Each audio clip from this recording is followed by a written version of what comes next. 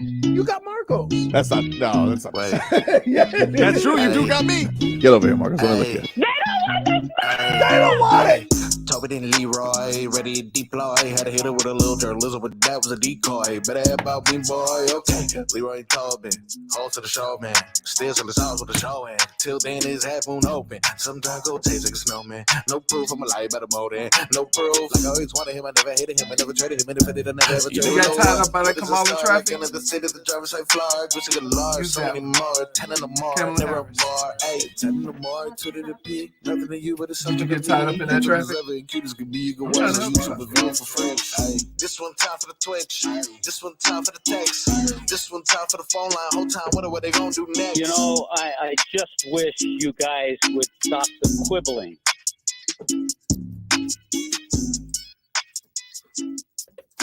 Damian Lillard. We're not quibbling. We're consoling. Because Tobin Damian Lillard is about to jump. Damian Lillard. I really want him.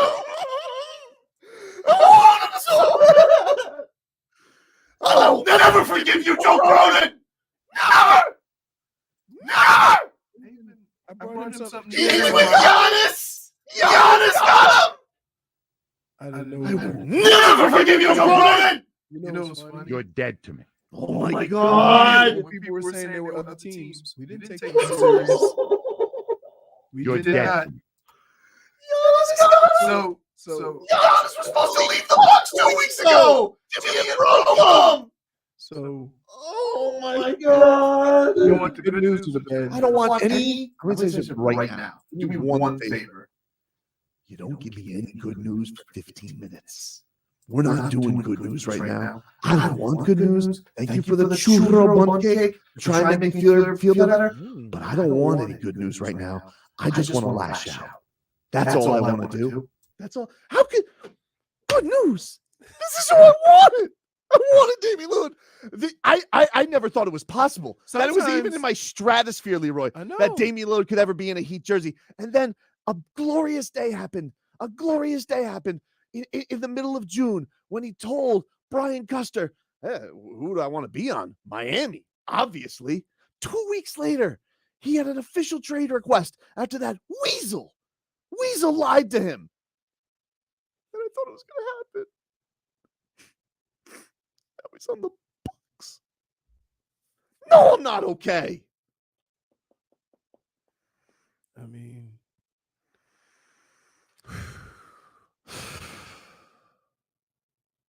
I really wanted him. I think This isn't like the others. This isn't like the others where I fake it. I could really live without Bradley Beal. I could live without, James Harden. I never really wanted him. Spida. All right. I would have liked Spida, but I was okay. Really wanted Dame, man. we know He's not only awesome, he loves boxing. He's best friends with Bam. He does the bond over that. He does the time thing. We wanted zeros all over the Kaseya Center. We even had Xander. I know. We had Which he may have made, which Dame couldn't even retweet because he would have been fined because of crybaby Joe Cronin. I think we got a little too aggressive with this. I think Pat. I think we. I think Pat, No, you got a mouse in your I pocket. think we got a little too We. aggressive. Oh, Dude. hell I no. think we embarrassed this man too much. Wait. I think we did. Hey, I am not gonna let you drag me down. I was the one called Debbie Downer. You don't have a little fun. You have no fun, right? That's what you said. I think to we me. embarrassed this Joe Cronin too much. Well, he embarrassed himself. He didn't want to work with No, us. no. He did Listen, that himself, okay? He embarrassed himself because he was saying some of the dumbest crap, right? Like, even if you can't say I'm gonna do good by Dame and then say, well, Yeah, but here's the thing. he did do good by He Dame. didn't do bad by Dame. That's what I'm saying. He did bad by himself. Out of spite and petty. He did good by Dame. Dame wanted to compete for a championship. So no matter what happens, and no matter what Cronin says, he'll say, hey, I put him on a contender. I know. That's what he wanted. This is like if I was a GM. His petty is strong. You think you may or may not have anything to do with that? I don't know. I really wanted him. I How know. could Pat lose him? We had it all, baby. A trade request. Well, The interviews. Bam. you know, We had it. How did this is here's the problem, okay? Because, and this is the thing that really, really, really pisses me off about this trade. Why doesn't anybody want Tyler Herro? Let's start there.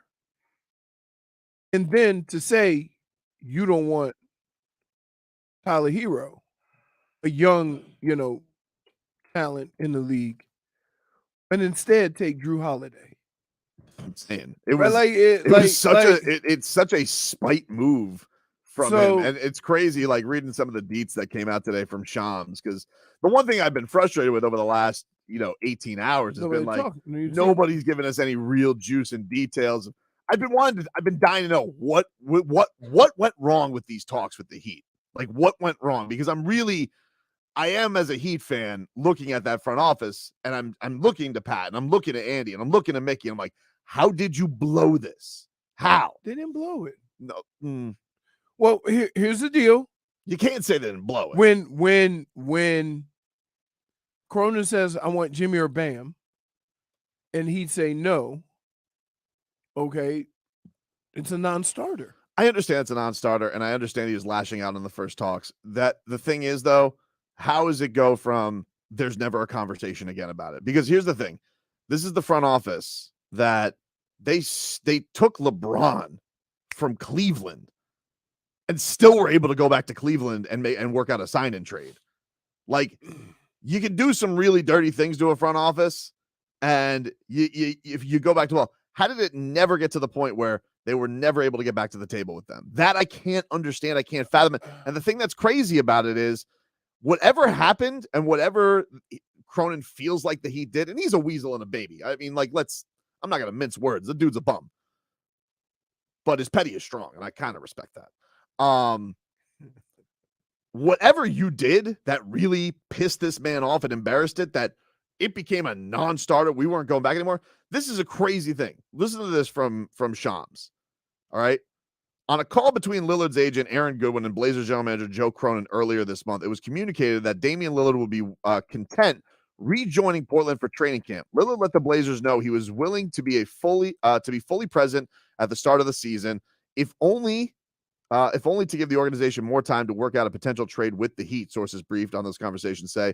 But Cronin, according to a league source, expressed skepticism about that approach. The Blazers quite clearly were determined to get a deal done before the start of camp. So Dame was even willing to be a good soldier. Come in as long as you work with the Heat. Right. Can you work something out with the Heat? Right. No. So what happened between him and the Heat? Did he feel like they sandbagged him? Did they feel like they pulled the wool over his eyes? What hurt feelings so bad that the Heat never could get back to the table? Because I got to tell you, man, listen, it was nationwide, a nationwide attack centered around this and not taking care of Dame, right? It wasn't just here, right? Everybody was saying, whoa, you're not taking care of Dame, right? So that probably rubbed him. They got egos too, right? Mm-hmm. I mean, my thing is this. Here's the only thing that I'll say about all this.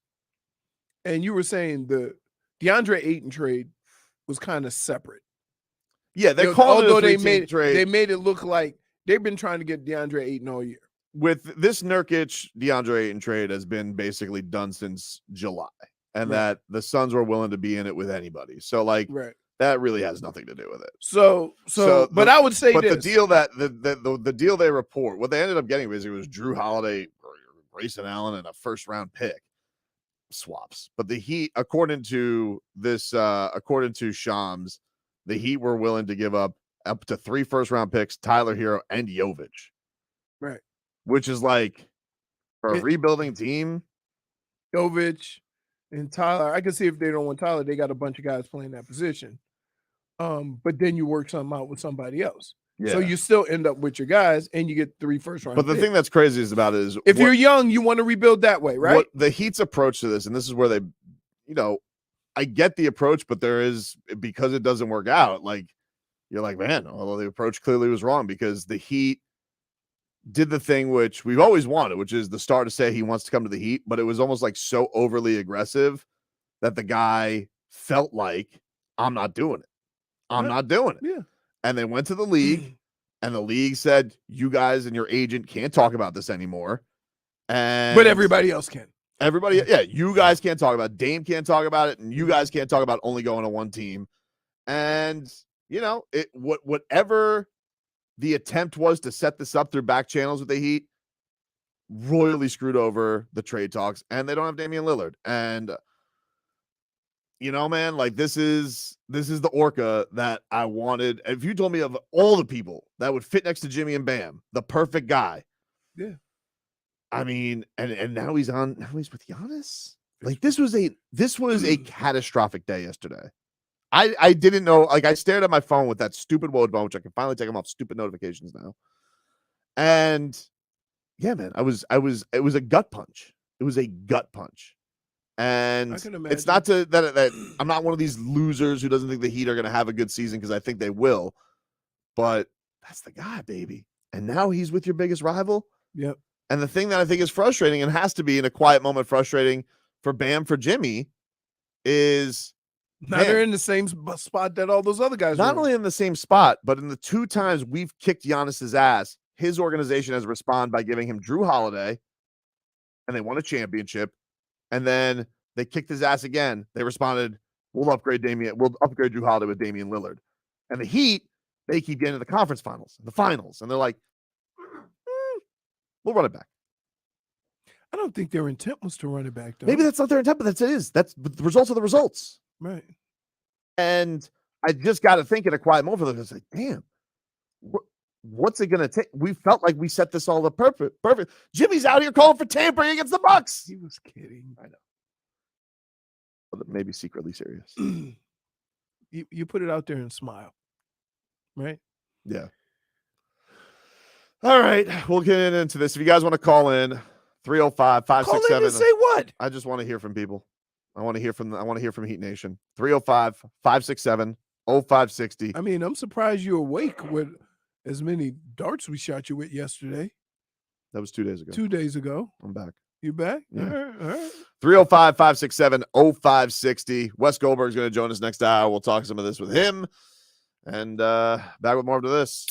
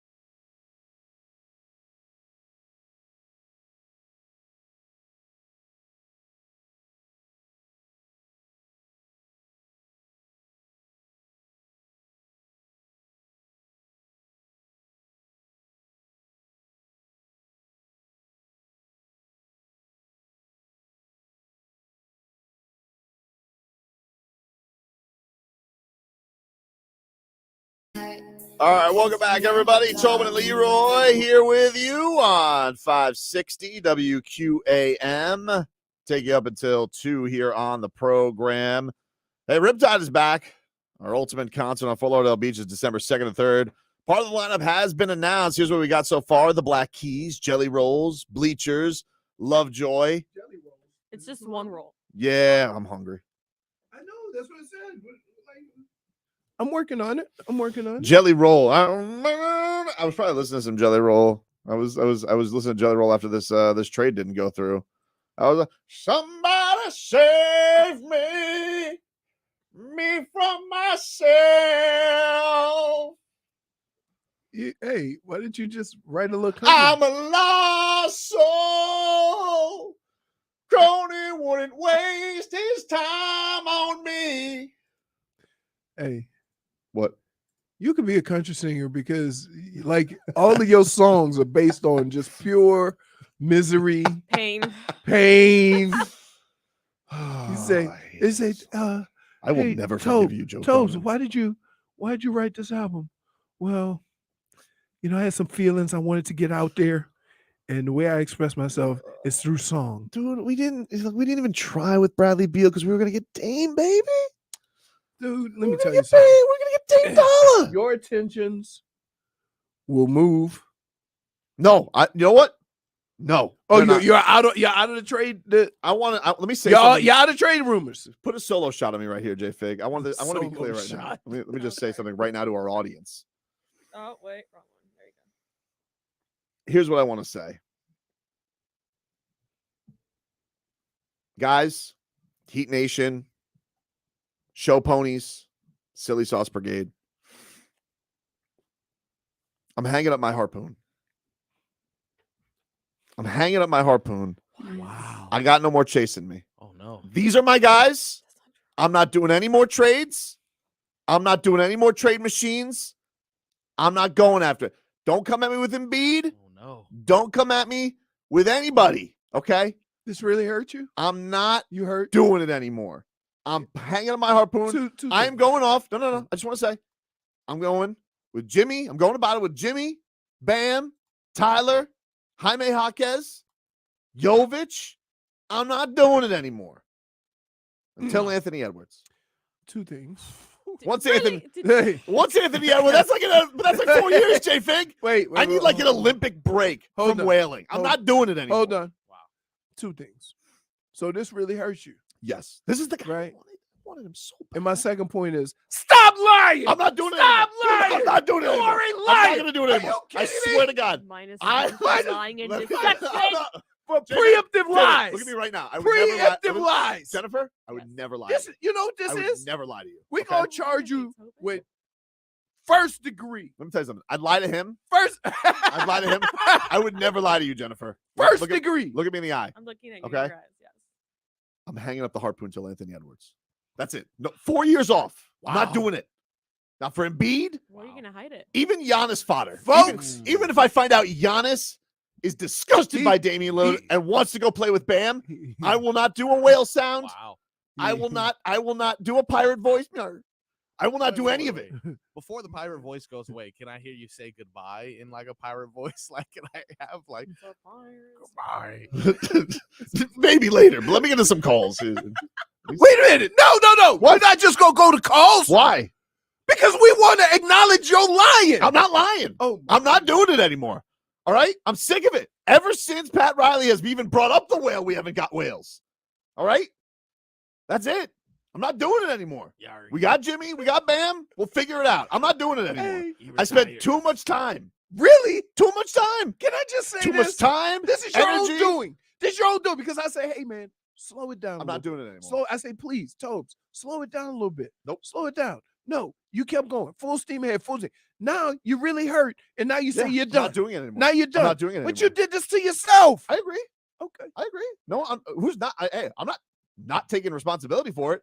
I just need a break. I can't do it anymore. I thought we were getting this guy. Wait. This is the guy I wanted. Plus, he's also lying. He's going to sharpen his harpoon for Mitchell next offseason. No, I'm not. I already did that. I'm done. Wait. But, I'm done. dude. I'm not doing it anymore. Dude. The next guy. You know what this sounds like? The alcoholic who gets drunk and says, "I'm never drinking again if People I are get saying to through stop the this." cap. I am not wailing anymore. Stop capping. I'm Stop not. the cap. No cap. No cap for the captain. Okay. Okay. Dude, I am not wailing dude, anymore. Wait, I'm done. isn't it funny? Line 1. Edward. Yeah. That's gonna be the next whale you go after. Oh no, he's the next one. Maybe Luca. Edward, what's going on, man? Hey, Tobin and Leroy, J-Fig, and Marcos. How are y'all doing? Good morning. Good. Terrible. Meh. Good morning. Well, I love all the work you all are always doing, so keep it up. Thank you for all that you do. And Tobin, you are the father of Heat Nation, so always remember that. Always remember that. I wanted to ask, what do you think about Goran Dragic coming back home? Like, what do you think about it? That would be the only thing. Let me tell you something right now. If Pat could do anything for me today, that would make me feel better. He would get me Goran Dragic. Wait, can I He throw would this? get me Gogi. We don't even have a point. Wait, can I throw this out there? Yeah. Drew Holiday. What?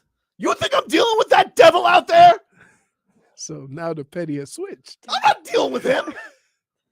Wait, I don't care if he goes to the Celtics. Wait. I'm not dealing with him.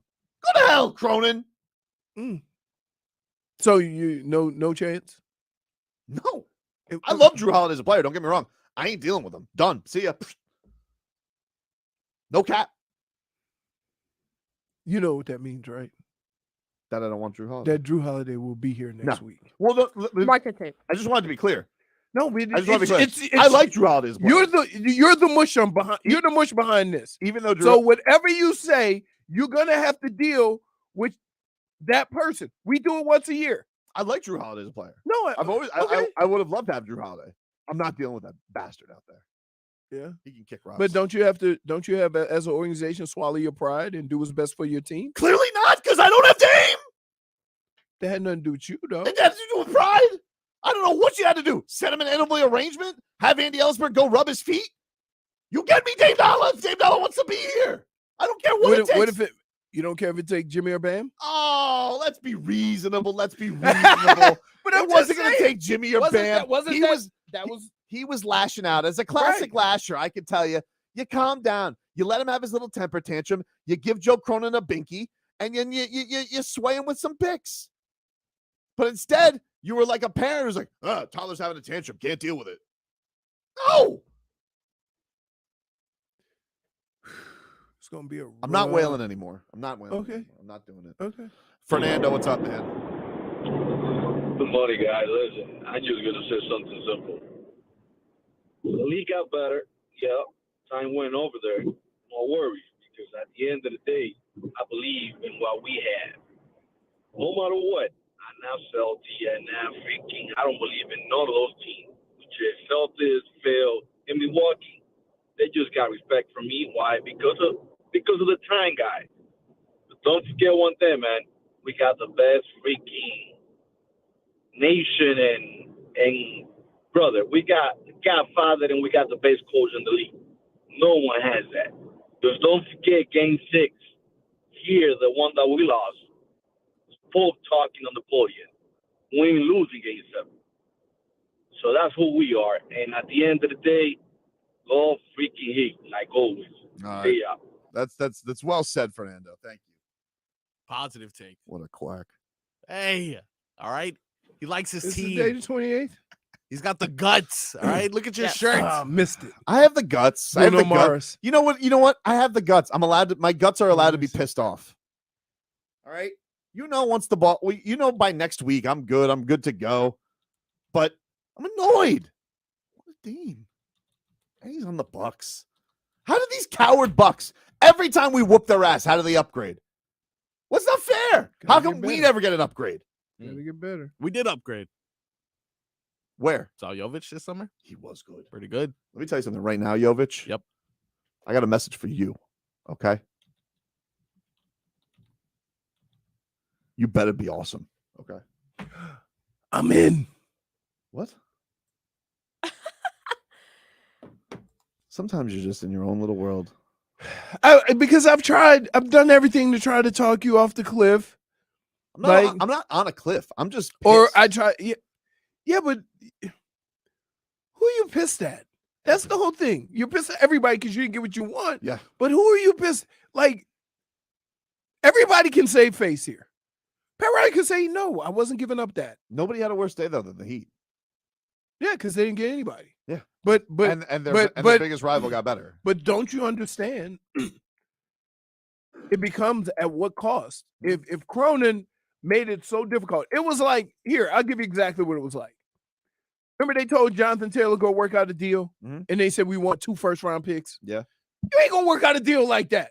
So what Cronin did is he said, okay, we'll work with the Heat. I want Bam or Jimmy, right? Like, if the other side's not going to be reasonable about it and not going to work with you and you're not going to figure something out, it was never going to happen because you're not giving up Jimmy or Bam. So there's no way that he could have smoothed this thing over in any fashion over the last 3 months. They never got to a conversation where they would say we'd take something other than Jimmy or Bam. Go to Joe Cronin's favorite Panera Bread if you're Andy Ellisberg and find him. That has nothing, because listen, like you said, as far as the petty, all he did was he could say, I tried to work something out with him. It didn't work out. Was he being unrealistic? Yes. Were the Heat saying, no, we're not giving up Jimmy or Bam? Yes. So that's an impasse there. You're not getting past that. That's not a Heat problem. That's not because guess what? If Pat Riley wouldn't have called with either Jimmy or Bam, then Cronin could say, no, thank you. Now, he didn't end up with anything like that.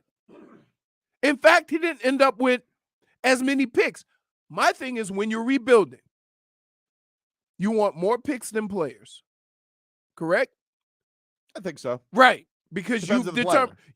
you've determined that you're rebuilding. So from that standpoint, he wasn't being realistic either. Because when you say we're rebuilding and going young and we're having a youth movement, I get the DeAndre Ayton thing. He's 25.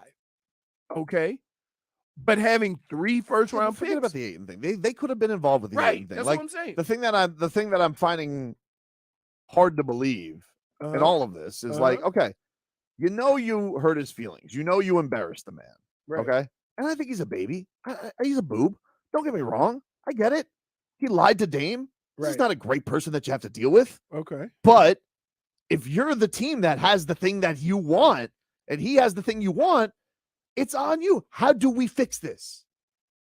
And to just say, can never communicate with him. Okay, I guess we could say that, but you're the Godfather.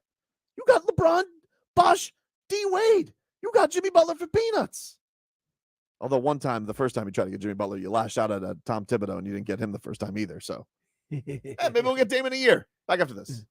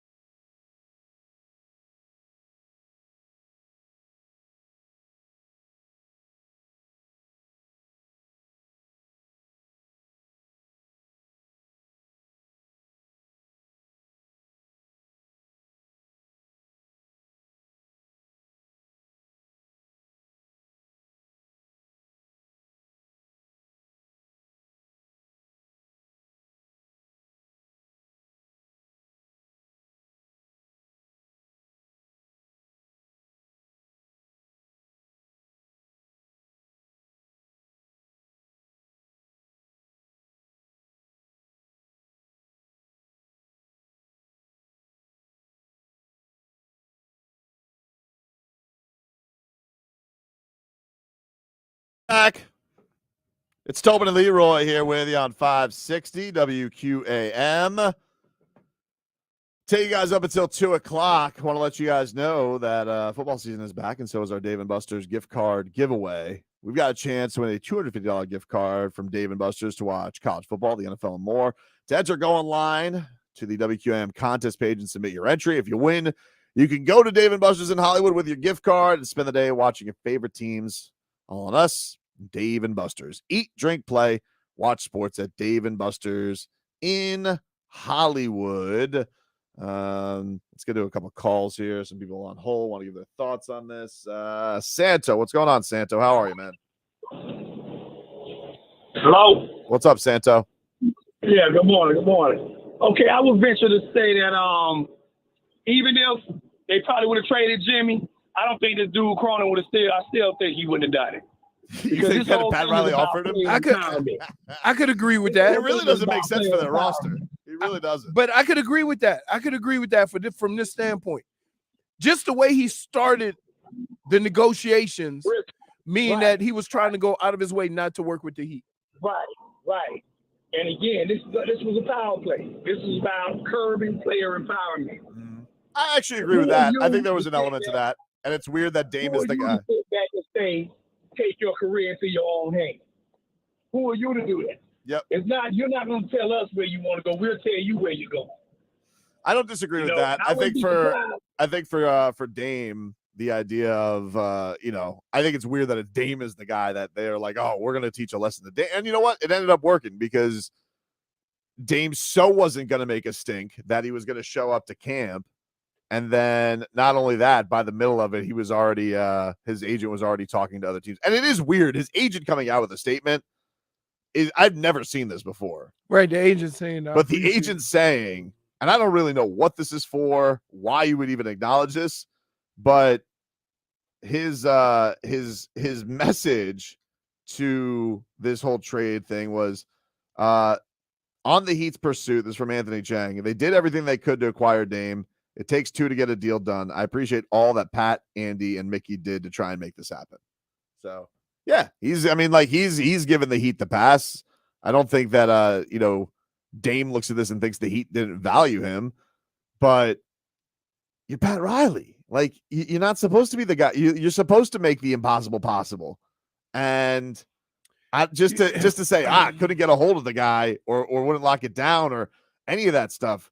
I did just feel to me, this is just the tenor that I got over the last, when you start getting, the Heat won't be desperate, the Heat, all this stuff. It's like, you got to be, you can't put it out there because it makes the other side push even more. Right. It makes it feel like you're trying to fleece the guy. You said they were. What do you mean I said they were? You didn't use the word fleece yesterday. You did. That we were going to fleece him. Yes. No, I didn't. When did I say that? You said you get what you get. Oh, with Jovic? No, with Cronin. The whole trade in general. You were like, this is Pat Riley. Well, you get what you get. I think it definitely took the tone by the middle of it. It's like Pat Riley is like trying to go, because I think that if it would have happened initially, I think that he probably would have, like it said, probably would have offered up a bunch of picks. It probably would have offered up Tyler Herro, but it felt like as it was going on. And by the way, he did just get fleeced. Even more. He did just get fleeced. Right. He lost Damian Lillard. And what did he get? Give me you had a contender give up their number 1 overall pick. So they obviously think a lot of him. So, you're going to sit here, we got DeAndre Ayton. DeAndre Ayton, the team continues to get good players around. They're like, we can't wait to get rid of DeAndre Ayton. So congratulations, you got DeAndre Ayton. And you got Drew Holiday, who's basically just got broken by Jimmy Butler in the playoffs. No, he's and he got and 1 first-round pick. Drew Holiday got traded to the Bucks, 3 first-round picks. Right. He went for a third of Drew Holiday? Easy, man. Let's see. What do we got? Elias, what's going on, man? Elias, what's up? I strongly feel that the moment Damian said that he wanted to come to the Heat, that made Portland so angry to the point they said that they're not going to deal with us because we done lowered his trade value and everything. They probably blamed us for Damian coming out that way. And but what people got to understand is the Bucks defense has got significantly worse. They can't defend nobody on our team, and we can actually get defenders to stop them. They defense got so worse that I don't think that the plus minus is going to add out. They're going to have to put up 150-point game in order to beat anybody, and I don't think they're going to be able to come out the East with that defense. Look, I'm not saying the Heat can't beat the Bucks, but I think the idea that the Bucks got worse is really stupid. First of all, their biggest issue was late game offense. You have maybe one of the best late game offensive players in the league. Yeah, he's not good defensively. Here's the thing: you have two trees back there. Right. They'll be all right. They'll be all right. To think if there's a Heat fan out here that thinks that they got worse from getting Damian Lillard swapping, they just got bounced in 5 by the Heat. So where was their ceiling? Yeah, well, congrats. They can make it to the second round now, bums. Congratulations, you idiots. Stupid. But no, I think honestly, only Boston, just because I hate them, would have been the thing that I would have hated more than the Bucks yesterday. Because it's like, oh no, Giannis got him. Like that's the thing that hurts. It's not even that you. It's not even the Bucks. It's not just that you didn't. He's get playing him. with Giannis. You got it. Giannis got him. Right. And it's like, again, their response to the Heat. The Heat were on the other side of this with the big three, right? When LeBron came down here with D-Wade and it still sucks. Okay. I got you. But that's the thing. More so than him. Oh, if he would have gone to Toronto, I would have laughed at that and been like, man, Cronin really sucks. He sent him to Toronto. That's petty. Yeah. But you can't say you can't Cronin made his trade, even though it wasn't better, he could save face.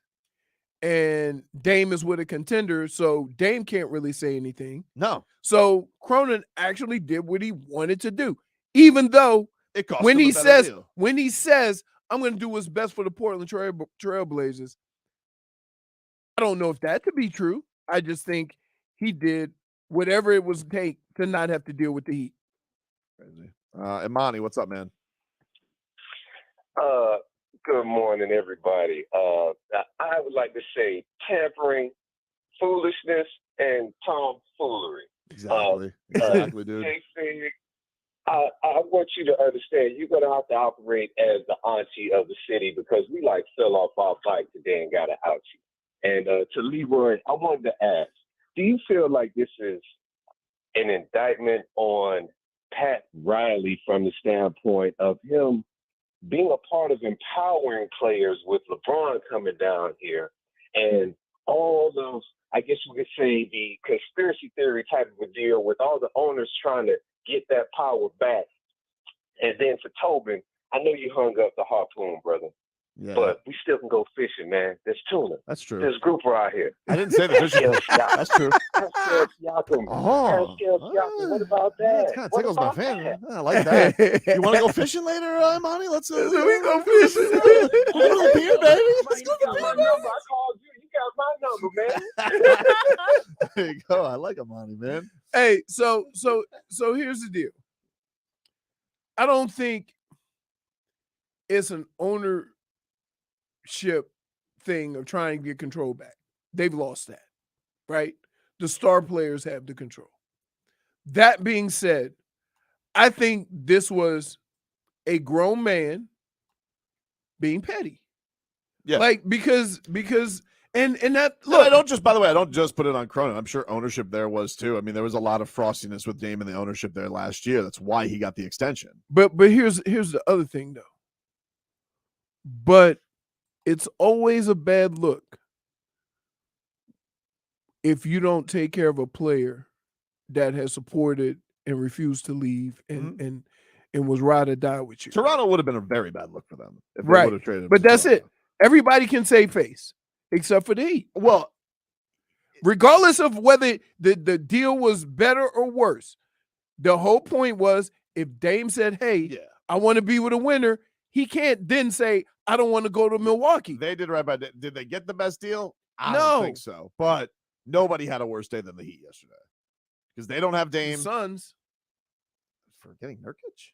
I mean, he's always hurt. I didn't really get the obsession with Nurkic, but whatever. Like they really hated DeAndre Ayton. Right.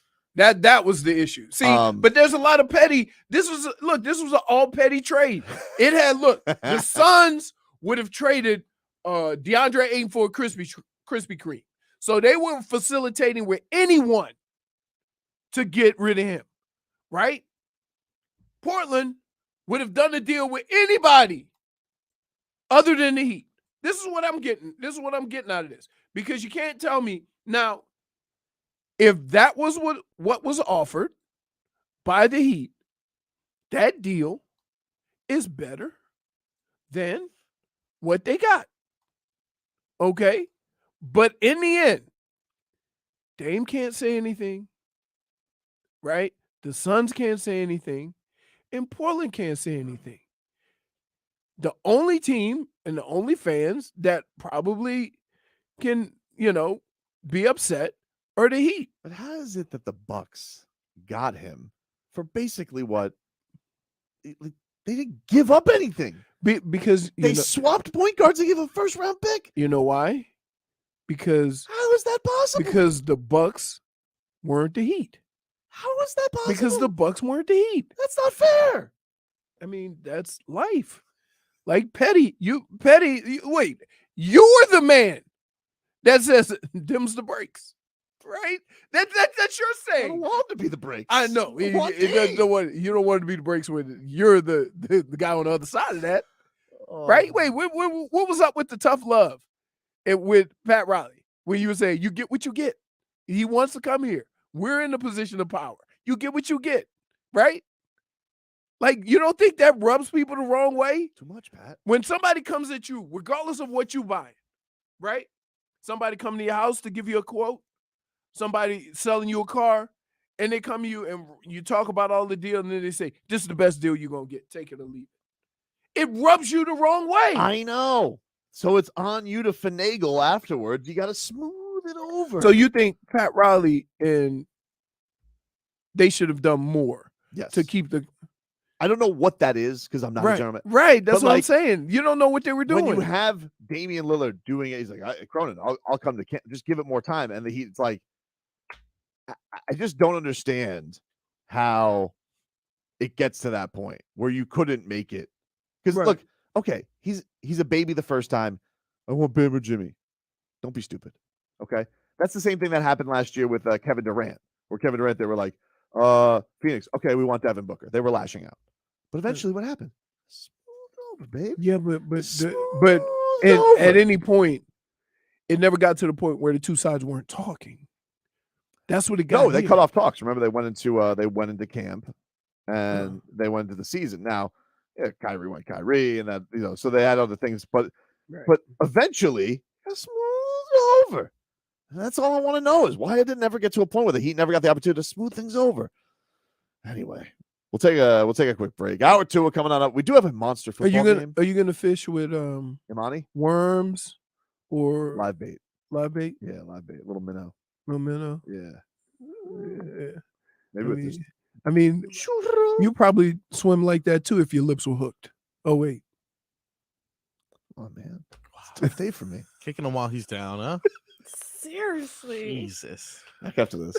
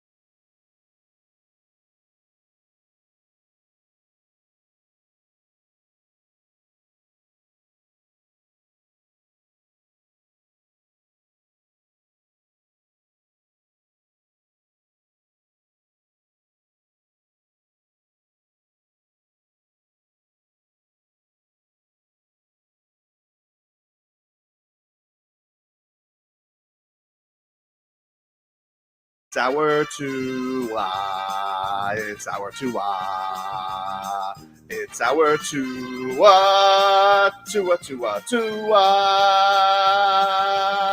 Tonga Vailoa. Not Tua Tagovailoa. A for effort. Dolphins quarterback. Tua. It's our Tua. It's our Tua. Tua. Tua.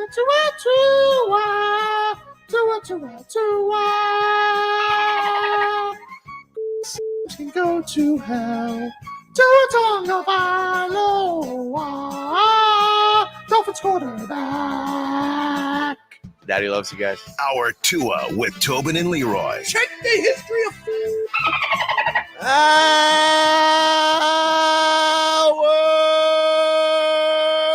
two of the program, ladies and gentlemen.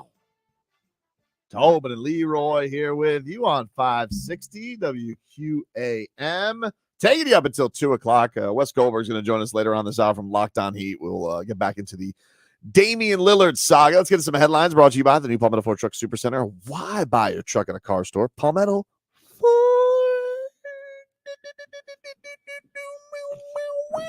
We know trucks. There you go. Marlins, they split their doubleheader yesterday. Thank goodness. Yep, split their doubleheader. They got smoked in the first game. Second game, they win 4-2. Rubber match, 7-10 tonight. Jesus Lazardo on the hill. A big-time moment for the local kid. Got a chance to put your team in a big spot for the wild card. You grew up a Marlins fan. You love all the teams down here. And here he is with an opportunity to face a bum-ass Mets team to get himself and his team in a big-time wild card position. So they have now the same record as the Chicago Cubbies, Leroy. If we look at if we take a little peruse to the wild card standings, Marlins and Cubs both 82-76. Marlins have the tiebreaker. D-backs, they're a couple games up now, so there may be just one spot up for grabs by the time this weekend's all said and done, Leroy. Oh, just get ready to take care of today. Seize the day. Task at hand. Task at hand. Task at There hand. you go. How was the field yesterday, dude? Was that like chunks of like grass It's coming still up? Mets-like, Nah. but they got it in. I thought after Cohen's hold, I was like, oh, Yeah. mother. But anyway, 7-10 tonight. First pitch. Marlins 82-76. By the way, clinched a winning record. So a nice little step for them. They were able to get over the 500 mark. Skip Schumacher, great job by him this year. He was feisty yesterday with Bird. Yeah. Kicked out. I like that. I like that too. That guy is. I would not mess with Skip Schumacher for sure. Still young enough to rumble. Still young enough to rumble. Looks like he does like Muay Thai as like a hobby. Oh yeah. Donnie baseball. Yeah, you'd be like, I'll go sit down. Donnie was decent at but he was always just like it just got to the point like come on. Yeah. Oh no, Don. No. Okay. Like he knew all the umpires' names. Like I feel like they're looking at Skip Schumacher and they're like, hey, youngster. Yeah. Whippersnapper. A whippersnapper, dude. Because the old love to umpire. Yeah, I guess. Yeah, I guess that's exactly, dude. Never seen the young one. The Pinks, they lost in the final of the U.S. Open Cup. Did Messi play? Not a true loss, though. Messi didn't play. Tata with the old game ops assist there, not revealing whether or not Messi was going to play. Yeah, I don't know how I feel about that. Like, I they throw these prices are getting really jacked up for Messi, and people are buying TV packages for Messi, and I get it. You got to rest, but like, if he's not going to play, maybe tell people he's not going to play. Like, don't dupe people. He's still trying to win the game, though, right? Like, okay, so like, what you think? There's a big schematic difference if Messi plays versus him not playing. I think they'll figure it out. All right. I think whoever their version of Tata is like, oh no, Messi. Whew! That's the game plan. I got you. But anyway, tough loss for the Pinks yesterday, and of course we've been reacting to the big news, which is the Miami Heat. Been reacting. You've been reacting to. Oof. Of course, Damian Lillard ends up on the Milwaukee Bucks. A lot of reports out today that the Heat and Blazers really never even got to the table after the first conversation. Heat were supposedly willing to offer Herro, multiple picks, maybe even throwing a little. You know what they were going to throw Jovic as in? Sweetness. Baby. Didn't you say he was off the table though? But the So Heat, you didn't even make up your mind. but the Heat didn't. Okay. So don't get mad at me. I mean, if the Heat, it's like Raheem Mostert. Like, you want me to apologize to him directly? Why don't I apologize on behalf of the Miami Dolphins? Anyway, speaking of the Miami Dolphins, Apologize on behalf. Jaylen Waddle back at practice. Seems like he's on track to be out of concussion protocol, so that's great news. He was a full participant. Teron Armstead, no practice. Everything hurt. I mean, probably that chain and that suit he was wearing, that outfit was too heavy. He ain't practicing, but he was dancing his ass off in the end zone. River Craycraft, he's sounds like he's going to be out for a while. He did not practice with a shoulder injury. I might have a separated shoulder or something. Eric Ezukama dealing with a neck. He did not practice. Jaelen Philips dealing with an oblique. He did not practice. And Still same injury from the beginning of the year? No, because I think it was a back at first, so now it's Right. oblique. So I don't know. Might need to do some Pilates or something. Future's looking bleak. -1. Hard. -1. Should have canceled practice yesterday. Great wordplay, just bad vibes. Yeah, that's fair. Put bad vibes on the list for Mike Montage for bad vibes. Bad vibes. Connor Williams also did not practice For being the mush. For being the he was all he also did not practice yesterday. Savon Ahmed, he was limited. He's dealing with a groin. Deshaun Elliott, he was limited, dealing with an ankle and a groin. Durham Smythe, he was limited. He was dealing with a hamstring. So there you go. That is your injury report from yesterday. We'll take a quick break. When we come back here on the show, get into a little bit of Dolphins as Tua Tagovailoa, Mike McDaniel have some thoughts on this big time matchup against the Bills. That's next. WQ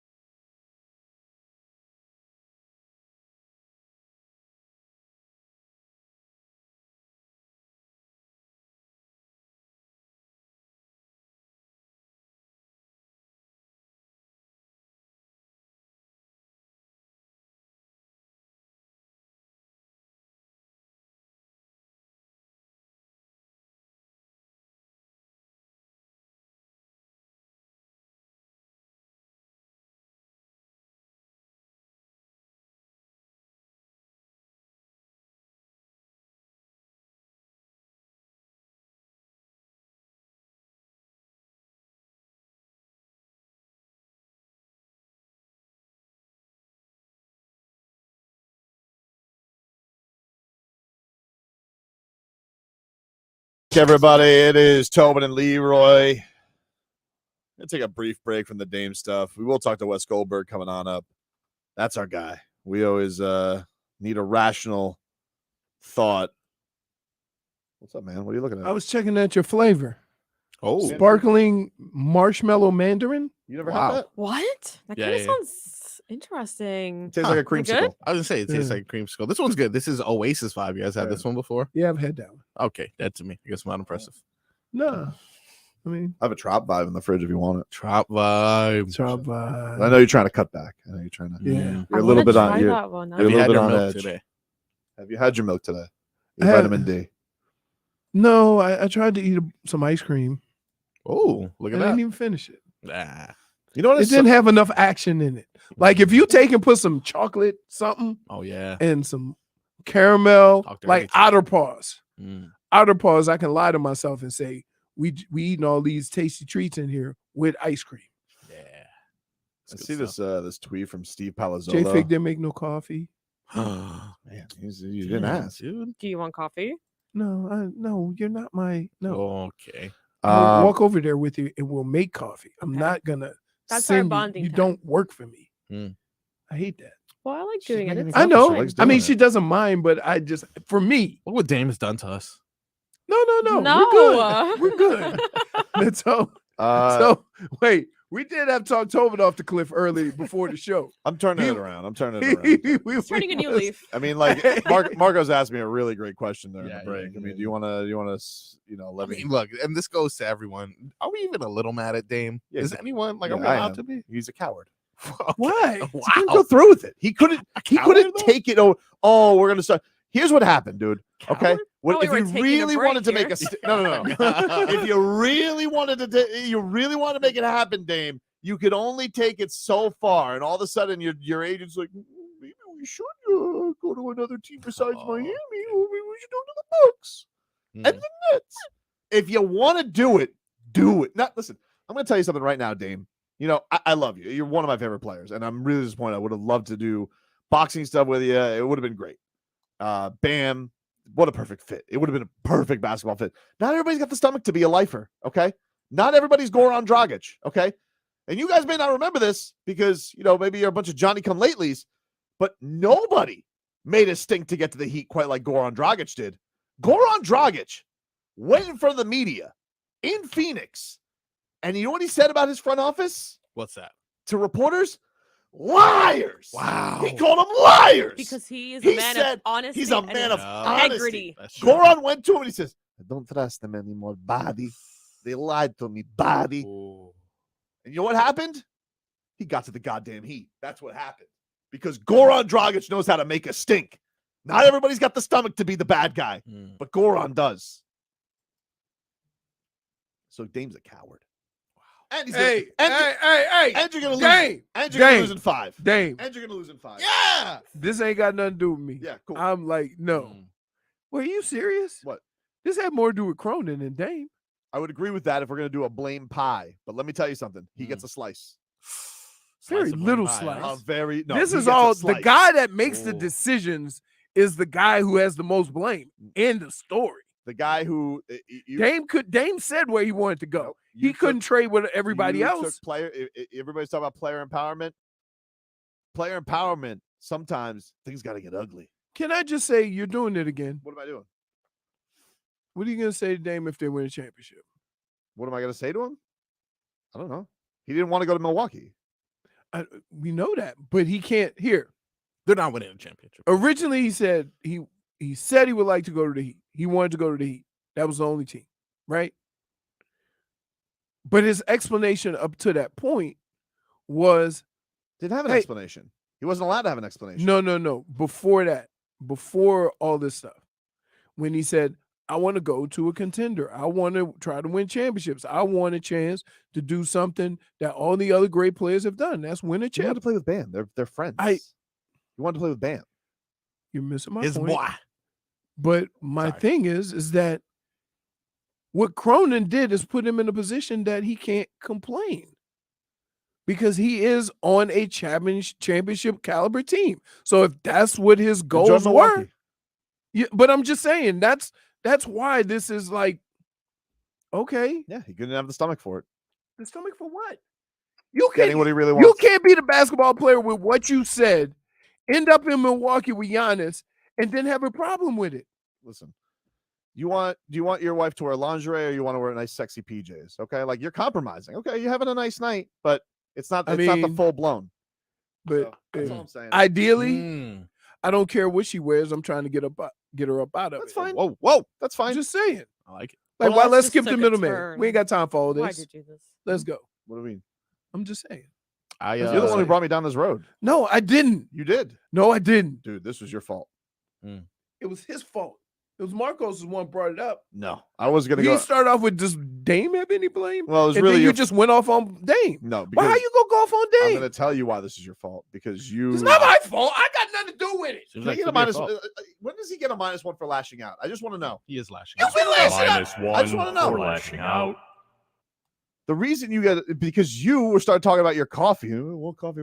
You guys started quibbling, and it was all because he said because No it was one Dame. was quibbling. Nobody was quibbling. No, She yeah. said, "I go get it." I'm like, No. no. You ain't gotta go get up and go. No. I think you said you work for me. I think that's what you That said. that was that was He did not. that was a CQ if I've ever heard one. Dude. Oh yeah. That was a CQ if I've ever heard one. What does that What's stand for? CQ? Classic quibble. It wasn't. Worst kind of quibble. Yep, exactly, dude. Exactly. What is wrong with Top you? attractions in Milwaukee, the art museum. Have fun, Dame. Christian Yelich. Don't you have? You got a lake right there. Oh yeah. Oh yeah. Exactly. Don't forget the Lakefront Brewery. Enjoy. Have fun, Enjoy. Dame. Enjoy that. Enjoy that, Dame. Really cool. Super sweet over there. You know what? I'm gonna. I Hey, would Dame, like enjoy Milwaukee. I'm gonna go look at this view over here, huh? Yeah, look at that. Well, yeah, might enjoy now might not Milwaukee. I mean, don't now point might it look in at the- that. now might not be the best time. No, it looks good out there. This looks like downtown Milwaukee over here. Look at that. Okay. It well, does. You gotta go up. That and looks over like there. downtown Milwaukee. This guy doesn't know how to operate blinds. Okay. Dude, what are you doing? Not going well. You're ruining the bit. You're ruining the bit. Okay. I put a hoop there because I'm a child. I put a basketball. What about Lisa's this one? Look at this. Yeah. Enjoy Milwaukee, dummy. Yep. Look at that. This should have made a stink. It's pretty amazing. Why are you so like? I'm just upset today. Man. I Can you know, just- I can you get just- it. Can you just But give don't me a lash out day? at I Dame. feel like Dame you should ain't the close that guy. window. Maybe. Dame ain't the dude. He Right? is for today. Okay. You want to know why? Because we're gonna kick his ass in the playoffs. Yep. Oh, We're gonna kick his ass in the playoffs. Absolutely. He's cursed. Yeah. We're gonna kick his ass in the playoffs. No super team ever wins in the And first then year. he's gonna sit there with Giannis. He goes, "Hey man, I thought." He goes, Giannis gonna be like, "This happens every time against Miami, except when Yeah. it's a shortened pandemic season and they had no turnaround." Yep. But if I get him on equal footing, no shot. Sorry, Dame. Should have told you that. By the way, I'm going to the Lakers. Enjoy Milwaukee. Woo-hoo-hoo. Well, he only got one more year too, so it don't matter. Who, You know Dame? what I mean? No, Dame's got Dame's got 3 more years. 3 more Wow. years. But, But so Giannis does has one? Giannis. Giannis got 2 more I think he can opt out after next year. after the following year, I think after next year. 26. What? No, 25. We'll see. Yeah. All I'm going to say to Giannis is don't lose. They're gonna be washed, dude. By the time their contract is done, Jaime Jaquez will be the number 3 best player in the NBA. Behind Van. He does have great hair. Footwork, dude. It's the Yep. footwork. He does have footwork. Have you seen that footwork? Look at that. Have you seen Hawkins' footwork? Really good footwork. It's hard for me to keep up because you wanted to trade him for a Krispy Kreme. No. And I was saying, What can I just say something? Yeah. Why do you keep using Krispy Kreme? It's delicious. Why do you keep using that as like a bad trade? That is a good trade. I'd trade myself for a Krispy Kreme. If it was covered in flies. Okay. the old fly crispy. That's a point. Fly Go to break crispy. there, Jaime Hopkins. For Tobin.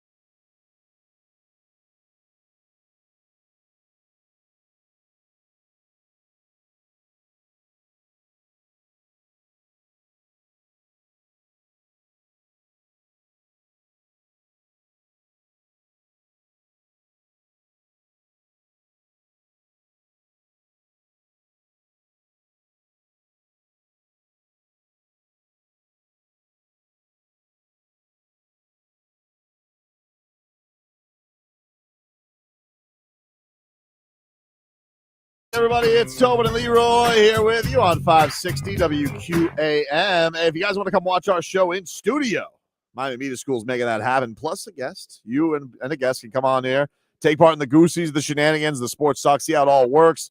Plus, you got a WQAM swag bag. Enter now at WQAM.com/contest. Miami Media School, you guys can gain the skills, advantages, and insights you need to become a sports broadcaster. Visit beonair.com for more info.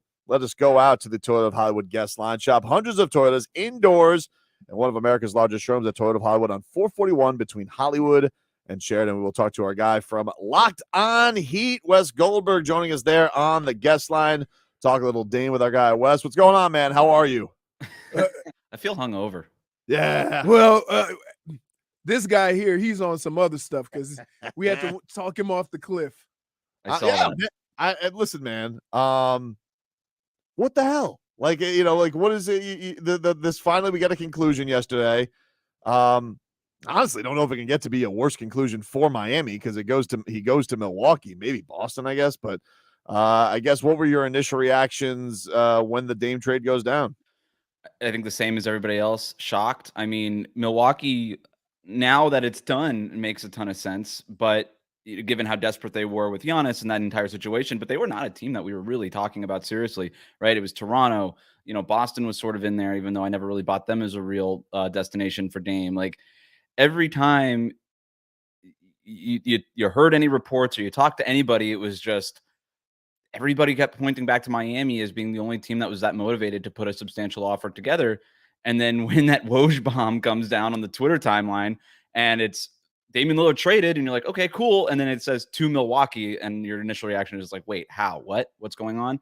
And then you see what they got, what Milwaukee had to give up. And you're just like, seriously, this is crazy. Nothing. Does it have the makings of it got to the point where the ego got in the way and he said, I don't care how many first round picks, I'm not doing business with the Heat. Look, that's the only way I can explain that. Nobody really knows what Miami offered, right? And I think that there's been a lot of stuff out there, even this morning, The Athletic reporting that they were willing to offer up to 3 first-round picks and Tyler Herro and Jovic and maybe all this other stuff. Willing to offer and having actually offered it are two very different things, right? We know, but if anybody tells you they know what the Heat offered for Portland, I just don't buy it. I don't think anybody really truly knows because those conversations happened in July and I guess reportedly have not happened since then. You have to believe that we can call it spite, we can call it emotion, we can call it whatever, stubbornness, whatever you want to call it on Portland's side, not to deal Damian Lillard to Miami was definitely a factor. I don't know what percentage of a factor it was, but I don't think it's deniable that certainly was a factor in all of this. How much do you think that the Heat do hold responsibility in whatever it takes to smooth things over?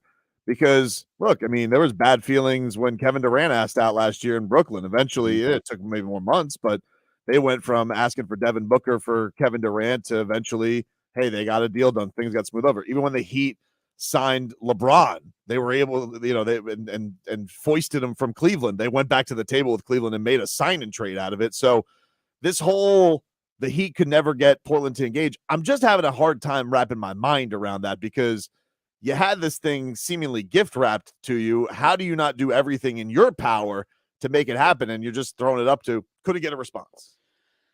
Yeah, it seems a little weird, like, hey, they just wouldn't pick up, and that's the reason why we couldn't get Damian Lillard in Miami, right? Like, that doesn't seem plausible. I just think that Portland didn't want what Miami had, and I don't think any amount of phone calls was going to change that. And again, that could just be because they don't value Tyler Herro or the draft picks that would be potentially coming over from Miami or the young guys that could be part of that deal or Caleb Martin or whatever you want to add into this trade. The Heat didn't need to make that offer. If Portland was interested in anything that Miami had, like really interested, they have the trade machine just like everybody else. They know what Miami's roster looks like. They know how many draft picks that they could trade. They know what all of that is. So if they were really motivated to get anything that Miami could offer, maybe those negotiations would have happened. And look, there was reporting in the days ahead of the Dame deal from Brian Windhorst, from Barry Jackson, like Miami wasn't quote unquote desperate to make this trade. I don't know. Now we're just sort of throwing adjectives around, but obviously they had a price in mind. They made an offer in July, whatever that might have been. And Portland just said, you know what, we don't really want any of this stuff, whether it's because we don't value them very highly or just because we feel like we can get at least comparable stuff elsewhere and not have to cave into Dame's demands or into the big, bad, big market Miami Heat. See, that's what I think the biggest issue was, is that ego got in the way, right? And anytime ego and feelings get in the way of a deal, this is what it looks like. It almost seems like he made his original offer so ridiculous that Miami said kick rocks, and they never talked again, right? There was no negotiation. There was no, well, do this or do that, right? On either side. Well, go ahead, Wes. No, I mean, like, look, there was that report that they originally asked for Jimmy Butler and Bam Adebayo, and that kind of got people in a tizzy. But like, that's kind of your job, I guess. If you're Joe Cronin, you're like, all right, let's just start with Jimmy Butler and Bam Adebayo, and then go down from there. If that wasn't really indeed the initial offer, but look, ego definitely played a factor in this. And look, Miami's not like they're to blame here. Like, obviously, look, Pat Riley has a history of not paying market price for superstars. It worked in Jimmy Butler. Like, we forget, like, they got Jimmy Butler, they got the whale in Jimmy Butler, but they, like, no offense to Josh Richardson, who's obviously back in Miami, but it was Josh Richardson. Like, Hassan Whiteside goes to Portland and a couple picks. Like, you didn't pay market value for Jimmy Butler, even though he was a distressed asset back then. People still viewed that as a steal a little bit. It worked. They didn't get him for market value, but first it happened with a failed negotiation with the Timberwolves. Right. So even then, it took them 2 tries, right? And so, look, they did this with, like, they signed LeBron James. The only reason they had to lose draft picks is because they negotiated a sign and trade with Cleveland, but they didn't need to negotiate with the Cavaliers in terms of real value for LeBron James. They signed Chris Bosh as a free agent. They missed out on Donovan Mitchell because they didn't want to pay up what Cleveland played up. They missed out on Kevin Durant because they weren't willing to do what Phoenix did to get Kevin Durant. And by the way, we could argue each of those individual cases and say whether or not the Heat were right or wrong, but that we've done all that already here in this market. So but when it comes down to it, Pat Riley doesn't want to pay market value. He's trying to swindle other teams. He's trying to big brother these other front offices into getting what he wants, or maybe even bully them, or try to not bluff, or whatever it is, whatever terminology you want to use. And the last 4 tries, maybe even more, it hasn't worked. And so I do think that you could agree or disagree with Pat Riley's stance there, but he's like, the Heat are certainly to blame in not getting Damian Lillard. That's definitely part of this. And there's so much mud because you got 3 months of this stuff that we've had to go through with rumors. You know, you're following it just like I am every step of the way, but it's like, well, which one is it? Were you guys not desperate for it, or you could have definitely given a way better package for Damian Lillard? And then, like, well, what is your responsibility to make that happen? Because your superstars are doing the work. Bam's clearly he's talking to Lillard every day. You know, Jimmy Butler's got his hat in the ring. He's cool with it. And now you're along this road where it's like, hey, we're coming up on Monday, and where does Tyler Herro's feelings lie at? He's liking, you know, trade reports and things like that. So, you know, all right, if you want to if we're going to make a blame buy out of it, okay, I'll give the most to Joe Cronin, but you don't get nothing out of it. It's like, you don't get no blame for not getting Damian Lillard. I would give the most to Damian Lillard and Aaron Goodwin, right? Like, I think the moment they decided that they were going to name one preferred destination was, in retrospect, the moment that the Heat didn't get Damian Lillard, because it created such a tension. And by the way, I think there was a lot of small market versus big market stuff at play here. I think Joe Cronin is a new general manager over a small market team, and Portland was under quite a bit of pressure to not cave because of where we are in terms of the era of player empowerment, because the team that Damian Lillard wanted to go to was Miami, and because he named that one team specifically, and because of how loud his agent Aaron Goodwin was in the media space. Aaron Goodwin he overplayed his hand, and that created tensions. And look, Joe Cronin was in a position where it was either given and take the deal from Miami, which I don't think was a bad deal, but whatever, that's beyond us now. Take that, but also, but in doing so, admitting defeat, or take a worse deal from elsewhere, but be able to say, I didn't cave. And ultimately that's what he did. Here's the problem, Wes, is that nobody else in this deal can complain other than the Miami Heat. Right. Dame can't complain. He went to a contender, and if you remember his comments, they were, I want to go to Miami, but it was more about contending for a championship. So even if he doesn't want to be in Milwaukee, he's going to look like the bad guy if he says Cronin didn't give me what I wanted, because then Cronin can say, you know what? You're on a championship quality team with a star player. The only people that can actually have a problem with any of this is the Miami Heat. Dame can't. Cronin can't. Cronin can go back to Portland and his bosses and say, we got DeAndre Ayton. I told you this is what we needed, a young player. However, my only problem with Cronin is that in his position rebuilding, draft picks are more important than anything. You didn't really get any, right? You got a couple, and there's a couple of swaps, but that's it. And so from that standpoint, if you're rebuilding, and now you got to move Drew Holiday, who just went for 3 first-round picks. I hope he doesn't think he's getting that. Who knows? I mean, we're not going to be able to judge Portland's return on this until they do trade Drew Holiday. Right? But I mean, it might. I've heard stuff like 2 unprotected first-round picks. I love Drew Holiday, man. Like, he is one of my favorite players in the league. I love that guy. But 2 unprotected picks. He's 33 years old, and you're going to have to pay him something. You're going to have to renegotiate a contract with him, either in 2 years because he's got the player option for $36 million next year, or he might opt out and try to get a long-term deal for his last contract because he's 33 years old. Yeah. So, like, that's a lot of stuff. I don't know that a contending team is going to be giving up 2 unprotected picks. As good as Drew Holiday was an All-NBA player last year, as good as he is, it's, we're just talking about value right now. Leroy, I'm with you. Like, you could tell me, like, every time I tweeted this, like, Milwaukee got Damian Lillard for Drew Holiday, Grayson Allen, and a first-round pick, and everybody's like, well, don't forget about the swaps. I'm going to forget about the swaps. Let me just forget about the swaps. Swaps are nothing. You know what swaps are? They're swaps. They're not. You lose a first-round pick or you get a first-round pick, you still have the same first-round pick. Maybe it's just a little bit different, and there's been studies that the swaps actually don't amount to much more value historically in the NBA. So cool. 2 teams trying to make themselves better. It's just a cool thing to put on a press release. Correct. Swap. That's why that's why that exists. Milwaukee anyway, if they become title contenders, you're not going to swap with them. You're going to be worse than them. So why you could say on its face, Miami, if they were willing to just shell out without the protections of the OKC thing and all that stuff, they could have just traded 2 unprotected picks, 2028 and 2030. I would rather have those picks than the 1 unprotected pick than that Milwaukee is giving up. 2 is more than 1, right? And based on what they say they're trying to do. Yeah. If they're saying they're trying to go lower than those 2 unprotected picks. But the problem is all the teams that you're doing deals with are going to have terrible first-round picks. Right. So how great how good is that going to be anyway? I think Portland lost this trade. I think they were going to lose this trade if they did it with Miami anyway. When you're trading Damian Lillard, I guess just on its face, you're going to lose the deal. But I don't look at this and I'm like, this is a great haul for Portland in exchange for Damian Lillard. But and by the way, I know that they got DeAndre Ayton and he's as polarizing a player as any in the NBA. The DeAndre Ayton part was going to be there if they dealt with Miami. Like that was a done deal. Nurkic to Phoenix, DeAndre Ayton to Portland, and then whatever other parts. If it wasn't Grayson Allen, maybe it would have been Caleb Martin, right? Like that part was already done. That was happening. He definitely listen. Cronin took the screws in a petty trade to Miami. There's no doubt about that. He went Tobin on the situation. He did. There's a part of me that respects it. There is his petty is respectable.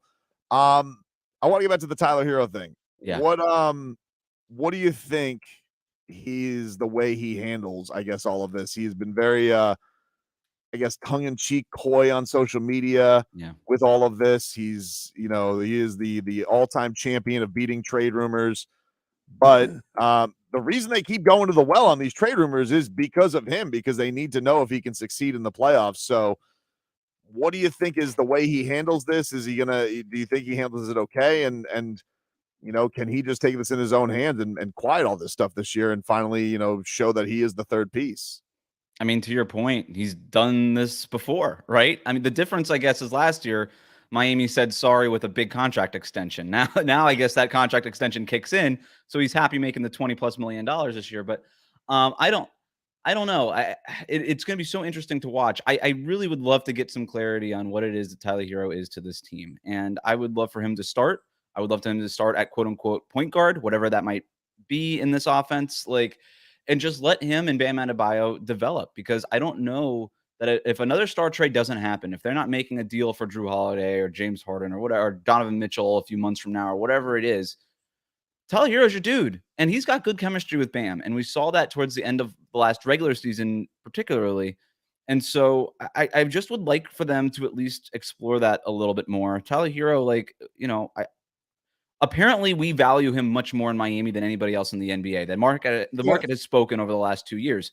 Okay, well then show it, man. Like last year's playoff injury was really unlucky for him, right? It was a freak broken hand injury that he got diving for a loose ball.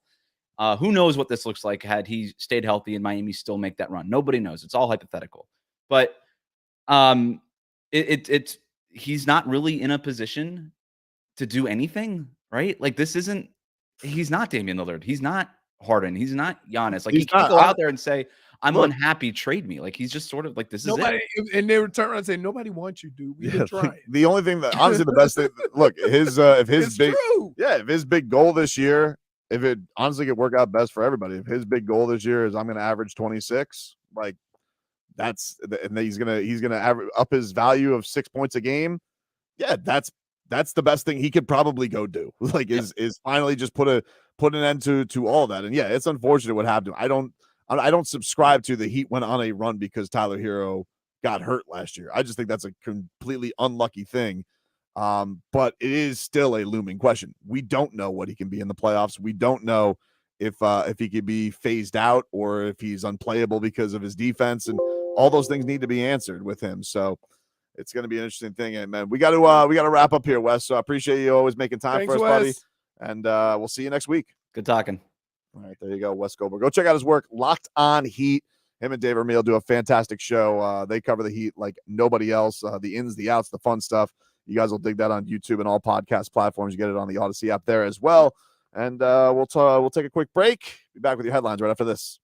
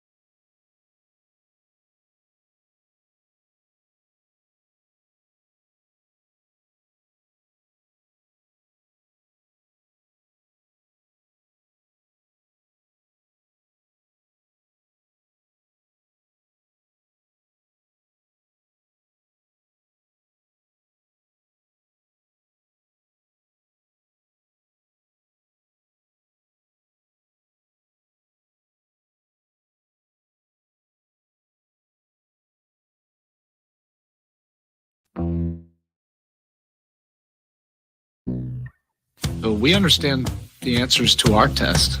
I feel like we put enough points on the board. For us offensively, I think we get enough offense. The player that I am today isn't because of my teammates. It's always because of them. They always make shots. It makes my job so much easier. If I get beat on defense, somebody's always there. I have so much faith in this group of guys that we have. And I've said it all year long. We gonna ride with one another till the wheels fall off. No timeout for Miami. Inbound. Tyler has it. Clarkson's on it. Tyler for the win. Got it. Tyler Herro. Got it. Win on the road. No time left. He's surrounded. Happy New Year from Tyler Herro. Dragic inbound by Coach Budenholzer. He's got to get the ball inbound. They get it across to Jimmy Butler. Butler, 6 on the shot clock. Butler backs up. 3 on the shot clock. Jimmy Butler going to drive in. Butler off the glass. Got it right at the buzzer. And we're going to overtime as Jimmy gets the shot off the window and in. Tied at 99 apiece. Tried to get it into Wagner. Didn't. Nice down the floor pass for a throwdown by Martin. Courtesy of Jimmy Butler. Dragic to Bam. Down to 10 on the shot clock. Bam, 8 seconds, 7 seconds. Bam against Green, 4 seconds, 3 seconds. Bam, inside, shot up. Got it to go at the buzzer! And Miami wins it 109-107 as the big man, Bam, puts it in to end the ball game. That sometimes things just don't break your way. I don't think there's any regrets on that. Right now, I don't know how we're going to get this done, but we're going to go up there and get it done. And that's what the next 48 hours is about. There's been nothing easy about this season for our group, and so we just have to do it the hard way. And that's just the way it's got to be, for our group. And we wish we could tip this thing off right now. Right now, we want to tip this thing off. Right now. Never wanted them. I'm back, baby. You gave me the goosies, Marcos. Yeah. Never wanted Damian Lillard. Bomb. Small. Yeah. Washed. Old. Coward. Didn't have the stomach for heat culture. Handsome. Go make a duet with Giannis Antetokounmpo on your new Dame Dollar album. Dame Dollar and the Greek Meek. Because the only thing we do to Giannis Antetokounmpo when it's not a short turnaround on the season is put in our monocles and gentlemen sweep him right out of the playoffs. So congratulations on joining the #1 loser, Dame, because we got Jimmy Butler. Yeah. He's going to win the MVP. Yeah, he is. We got Bam Adebayo. Yep. He's going to win the Defensive Player of the Year. D-boy. We got Tyler Herro. Yep. First All-Star season incoming. Dress is great. We got Caleb Martin. Best twin. Yep. Best twin. Nice beard. And he's actually friends with J. Cole. Yeah. J. Cole only pretends to be friends with you. Stupid. What? Why you let this man egg you on like What do you this? mean? What did I do? He's just just pouring gasoline over your fire. We don't need him. We don't need Damian Lillard. You want to know why, dude? Yeah. Like you've been saying the entire time, Leroy. Jovic, dude. We got Jovic. Sweetener. The Serbian Terminator. The secret weapon. No one's seen him coming unless you were watching FIBA at like 3 a.m. He's going to take that ball. Caron Butler told us. What did he tell us? What did he tell us? What did he tell us? Something about a game winner, I think. Something about that. He's teaching him his secret stuff. It doesn't. Oh. Why? It's a big lemonade. Don't forget we got the BCE. You know what that is? We got the BCE. What's that? Eric Spoelstra, dude. Best coach ever. Best coach ever, dude. Yeah. Ever. Kevin Love. Handsome, dude. Woo! Oh, wait. Handsome. Is Kevin Love. Kevin Love still with the team? He is. He resigned. He's a dad now. Probably starting at power forward. Oof. Until Jovic takes his job. Yeah. But Kevin Love, handsome, dude. And don't hey, Haywood Highsmith, secret weapon. Mm-hmm. Secret weapon. Don't forget about Orlando Robinson. Oh, did you see that Summer League? 3. Listen, honestly did us a favor. Yep. What do we need? We don't need the old. All right. The old aren't very good. They aren't very good for much longer. Okay. And even though he's younger than Jimmy Butler, let me just tell you something about him. Jimmy Butler, he's young at heart. I mean, he's always got new hobbies that are just keeping him reinvigorated. He's very active. Yep. Duncan Robinson. Oh, gives no bleeps now. Junkyard dog. Every time it's like a seal. Doesn't it sound like a seal? No, it's a. That's a seal. What is that supposed to be? You have to go too far. What do you mean? You have to go. Like, it is not Tobin. He never just stops and say, okay, that's enough. Jaime Jaquez. You see that hair? Great hair, dude. Good hair. Dude, great hair. You see that hair? I just asked him if he's going to come back like Palpatine. Looks good, dude. Let me just tell we don't because Palpatine been around since the beginning of Star Wars. It's all happening. Dude has never died. We all think he got killed 8 times. It's all happening. You brought me back, Marcos. You brought me back from the depths of hell. Revive. Let's get to some headlines brought to you by the new Palmetto Ford Truck Super Center. Why buy your truck at a car store? Palmetto Ford. We know trucks. Did you guys see what Tyler Herro just tweeted? No, but you'll tell us because that's what you do. Tyler Herro just tweeted. SportsCenter was, I guess they tweeted out about Tyler Herro being in all these rumors. And Tyler Herro, he goes out there and he tweets. So they go, Tyler Herro remains with the Heat after having his name linked to trade reports surrounding Damian Lillard. And he just tweeted, until next summer. With the crying face. With the crying face. So here's why I take that as. That all this stuff happening this year didn't phase him. Right? Yeah. Well, you know what, dude? It's if he wants to make it all stop, he can make it all stop. How? Go do what he says he wants to do. You think that'll make it stop? Yeah. If he goes out there and he averages 26, go pull a Tua. Tyler Herro can go out there and pull a Tua. All right? Who's this Mike McDaniel? No, he already got Mike McDaniel. He's already got Mike McDaniel. I mean, don't act like Spo's done wrong by him. He's given him everything he's wanted. Let me tell you, no, but I'm telling you, if Tyler Herro, take notes from Tua. It's like, all right, you guys, I don't not feel wanted. What'd you do? Balled out. Make it undeniable. Make the Heat feel like they fell into dumb luck. Tua's doing it. Why can't Tyler? Same age, basically. You know how hard it is to fall in dumb luck like the Dolphins did twice with the coach and the quarterback? If it was up to them, neither one of them would be here. That's why it's dumb luck. Yeah. Now you only need one of those things to happen. But it's on Tyler's hands. Go take notes from Tua. Take note. Here's the deal. Nobody's ever questioned whether Tyler can play.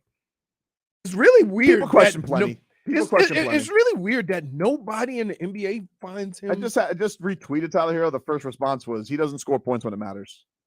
What? It was the first response that somebody had. That's literally the exact opposite of what he does. He doesn't score points when it matters. That's so. I disagree with you. I think that he can go shut a lot of people up who are doubting him. Right. A lot of people were kicking dirt on his name, right. Just like Tua. And where are those idiots now? Well, except for Michael Lombardi, who says that Tua is just throwing a wide open guys all over the place. Very strange. Still got to do it. We watch quarterbacking every weekend, and there's a bunch of guys missing open guys. I will say Tyler Herro is very good at social media. Oh yeah, maybe the best. What did he have? What was the caption yesterday? Every time. Oh, his caption yesterday was great. Time's up or something like that. He goes after all the Dame stuff is settled.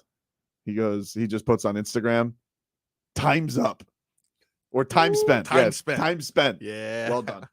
Pretty good. He's good. Hey, the kid's good. It was time spent. He's good at social media. This guy's good. He's good. And his brother looks just like him. Yeah, maybe the same person. What does that have to do with anything? None. Just we're talking Still about shocking. Tyler Herro. Still shocking. Hey man, do I have to go? Okay, on a side note, you just know. Kind of. Yeah, it's just out of nowhere. Like, what does his brother looking like him have to do with anything? Why wouldn't we're his talking brother about Tyler? I don't look like my brother. Yes, we have the same parents. I wasn't gonna think that. Can I Google him? Leroy Horde's brother. Oh no! I don't think that's gonna happen. Look, it's Tobin. No, really, we friendly. Man, what a day! What a day indeed. What a day indeed. Did I do the headlines thing? Felt Yeah. like it. Yes. Yeah. Did I? You sure? Yep. This hour? Yep. All right, well, give us a weather update later from the He was Benjamin and eating. Dover Law All right. Firm. YourAccentAttorneys.com. Free consultations 24/7. Call them up at 866-954-MORE. All right. Another one of those days, folks. It's not partly, it's not mostly, it's just damn cloudy. So expect those evening showers like you got yesterday.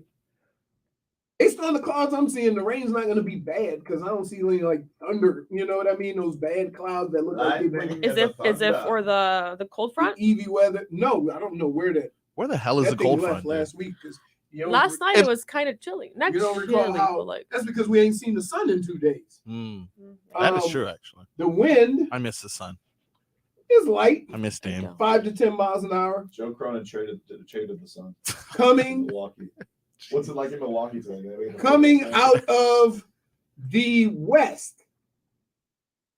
Because I see a plane coming in from over the water. And I would guess it's about 88, 90 degrees. That's still miserable in Milwaukee. Not even Dame can fix that. By the way, if you look outside right now, that's a typical winter day up north. Where you don't see the sun. It's just that overcast. Like Milwaukee's still cloudy and awful. Man. Cloudy with a chance of Dame. They can't even make a stadium that has the football teams on the opposite sides of the field. Green Bay used to play half of their games in Milwaukee, right? But the catch was, whenever you played there preseason or during the regular season, both teams were on the same sidelines. Just imagine that. An NFL game, you looking across, and both teams are staring at you. So it was weird. At least Bill Belichick can't steal signs that way. Be too obvious. No, it comes from up top. What are you doing over there? No, nothing. Oh, Nothing. nothing. No. That guy's a hero. We should still celebrate that guy. Damage is done, my friend. We do celebrate him once a week. All right, I do need a Dame break. I want to talk some football because the Miami Dolphins have a monster coming on up. And we got game picks today. We got game picks today. We got a big wild card implications night with the fish. So question. Yeah. Is Thursday's game in play? Yes. Okay. Yes. All right. Yes, absolutely. Absolutely. We will get to those picks as well. Take a quick break.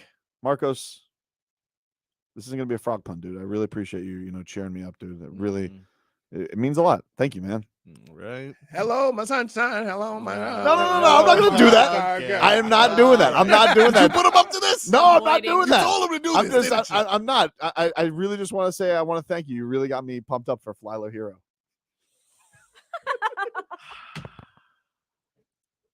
Point for Tobin.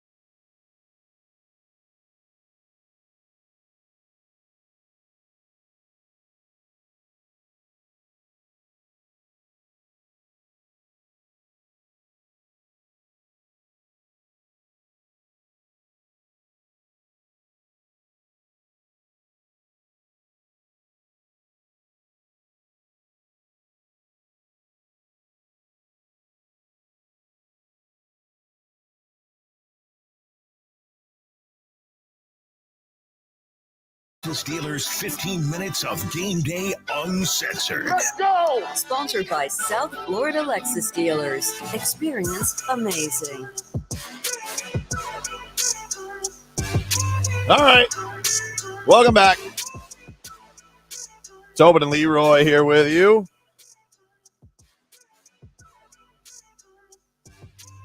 Let's get into a little Dolphins and Bills, huh? Why not?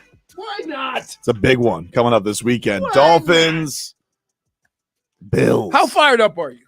So Really it's a 1 fired. o'clock game. 1 o'clock. 1 o'clock game. Game That means censored 9 a.m. Can I just tell you? Yep. Woo! Can we move Heat Media Day to Tuesday? No. Wow. Why, you got a Sunday night game you got to watch? No, but the weekend with the Canadians. Oh, I can't promise you. No, I nothing. can't move Heat Media. I'm probably going to be a little liquored up because you can't ask anybody. No, because That'll I'm be gonna tell good. you. I'm gonna tell you like, huh? That'll be good. No, I'm gonna drink some muckety muck. Huh? Whiskey. Oh, it's called muckety muck. all right. I was gonna crack a good bottle, but they ain't worthy.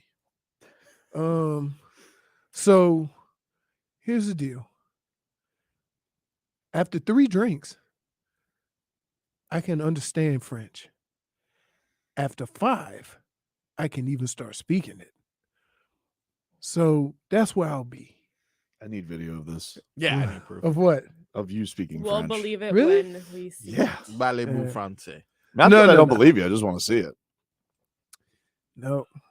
Or it could get to the point where I don't drink nothing because I don't care. Right? But my day starts at 4 o'clock Saturday. In the morning? In the morning. Wow. That's how much cooking I got. Hmm. Right? But again, don't tell me, Ma, because it's a surprise. And I have to go pick them up. And then I got to be Uber.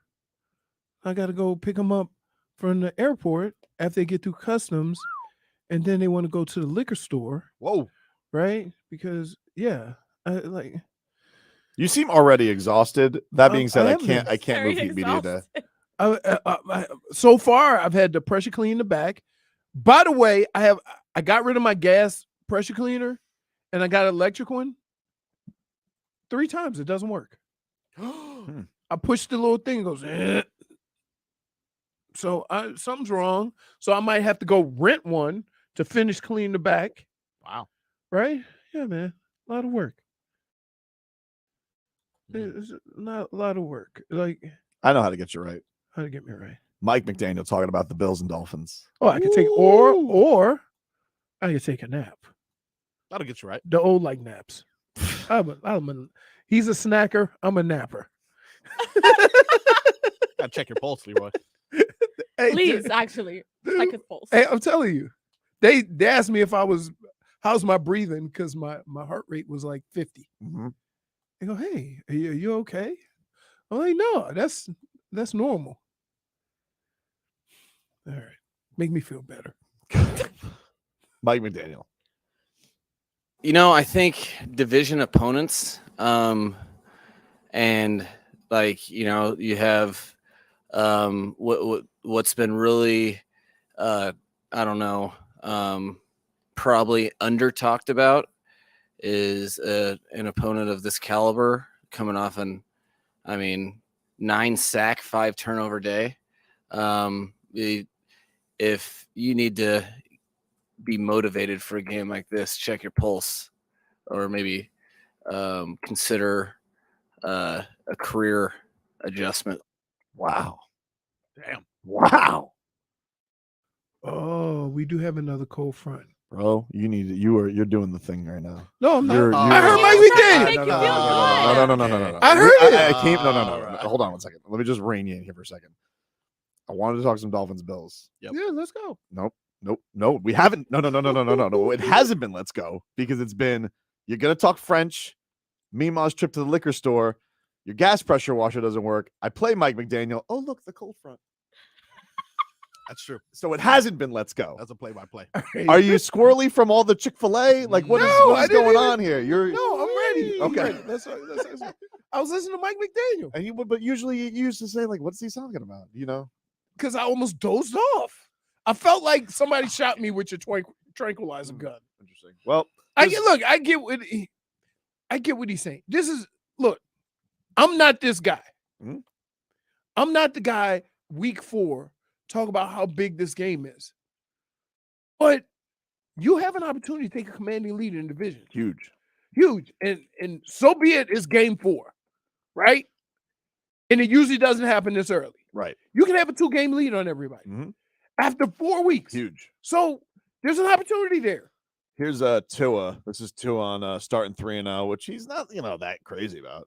To think back to 3-0 last year and think of 3-0 this year, I couldn't tell you the feeling that felt like last year. I don't think anyone around the league cares who's 3-0 or who's 4-0, who's 0-3. I mean, there's a lot of football left to be played, and that's how we're looking at this as a team. We have tremendous amount of respect for the Bills and their coaching staff, things that they can do in all 3 phases of the game. But we're excited for that challenge. We're excited to go back up there and play those guys. Yeah, that dude's ready to smoke them. Yeah. Yeah, All dude. right. You just hear this guy's got a bravado about him right now. He's got a calm swagger to him. It's been excellent. He's excellent. All right. I love Tua, man. Yeah. Yeah. What's not to love with what he's doing lately?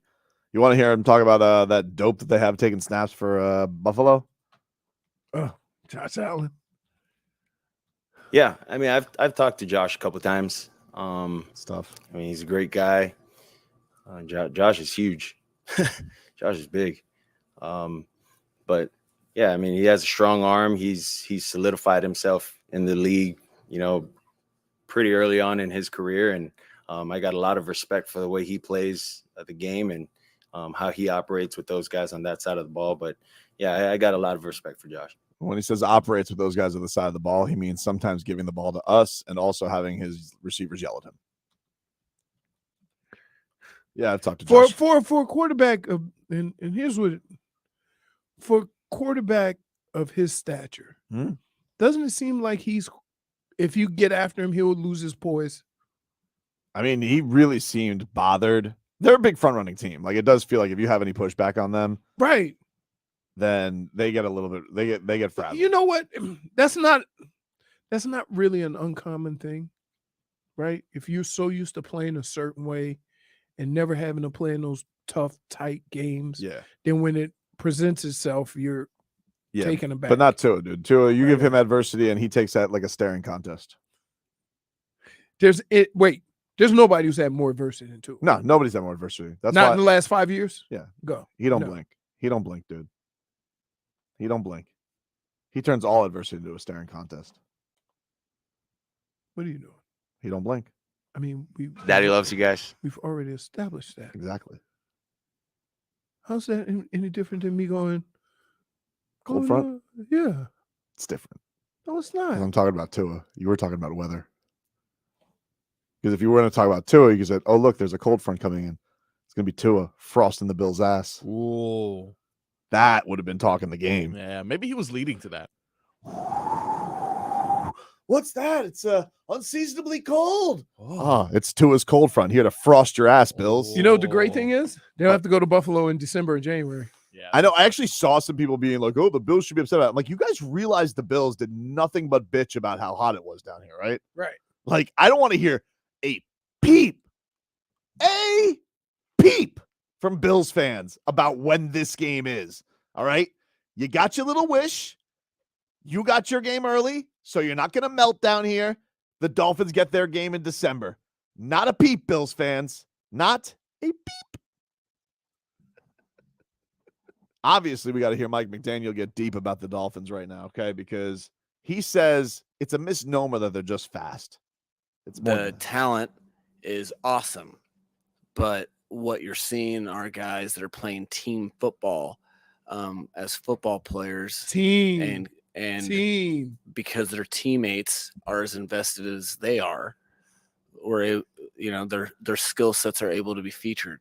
I promise you, Tyreek Hill doesn't have the production if Tua can't see or throw it to him because of protection. I promise you, the space, the backs are running their butts off, taking advantage of space that maybe looks a lot different if you're getting contact 3 yards in the backfield. So I think that they're doing some cool football player things. That's what I like, is that it is not just talents. There's a lot of talented guys in the league. They're able to separate themselves when their sole focus and commitment is committed to their craft. You got on me for football talk? What was that about? What in the hell was that about? What? What? Somebody tell me, what was he talking about? What was the question? He said football things. Football things, dude. What was the question? They're doing a lot of What good else? football What was things. the question? I don't remember. Right, exactly. And you get on Something me. about speed. I think it's it's about speed. He goes, they're not just fast. Yeah, football. Football. Deep. Let me see what the question was. My guy's got deep thoughts. What the hell is wrong with y'all? Y'all get on me.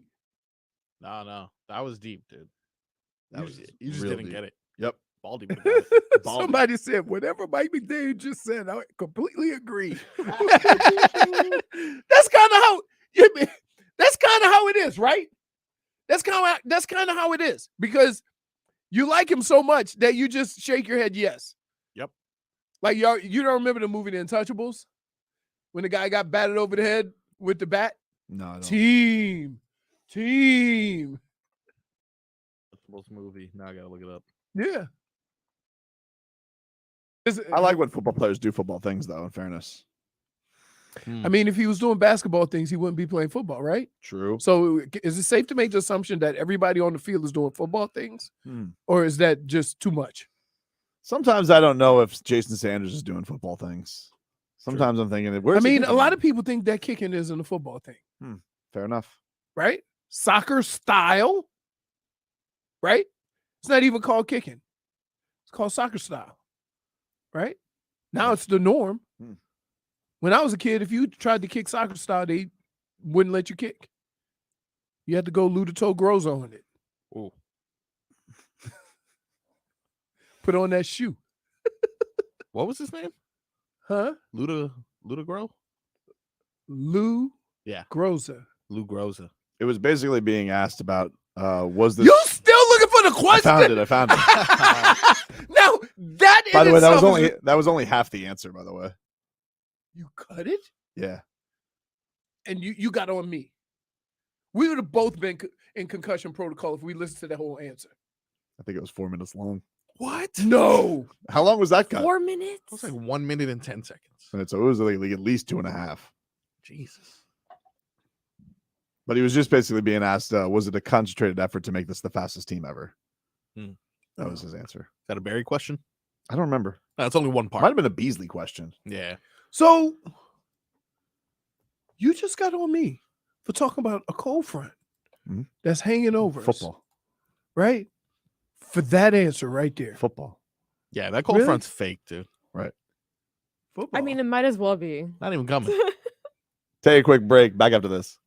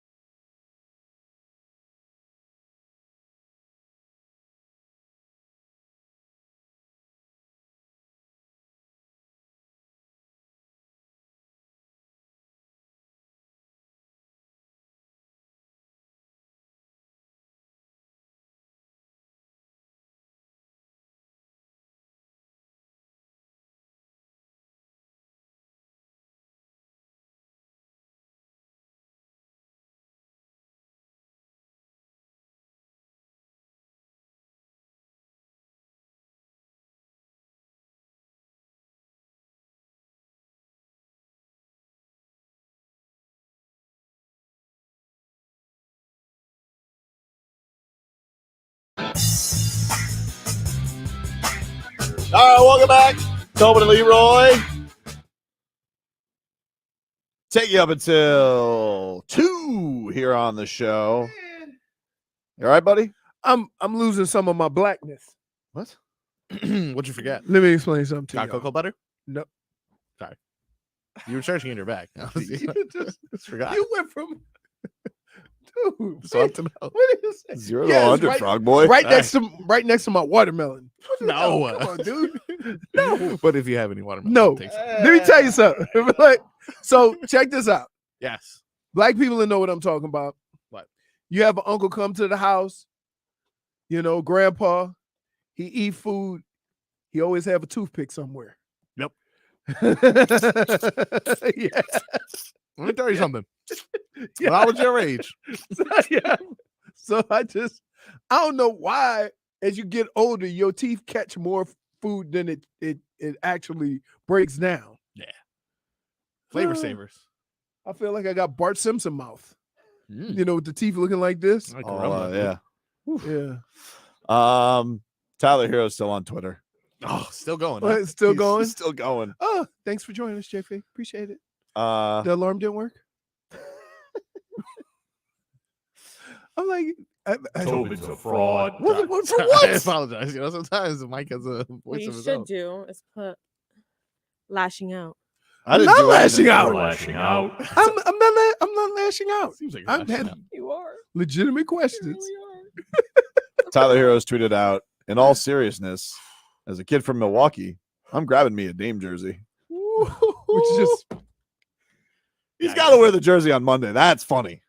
On Monday? Yeah, wear it To media day. day? That would be funny. Dang. Yo, If you're yeah. going to be funny, it'd be funny. If you're gonna wait, and they got the best known troller in all of the world, Jimmy in Butler. Jimmy Butler. Is So that he what would top anything absolutely- Jimmy Butler's got? He should absolutely wear a Dame. If he wears the Dame jersey to media day on Monday, he tops Jimmy Wait, Butler with the a dress. Dame Milwaukee jersey. jersey. Oh, yeah, no. Oh. He's got to go to the store. You get it. He can get it done. He can get it done. What if he gets a custom jersey, number 14, Blazers?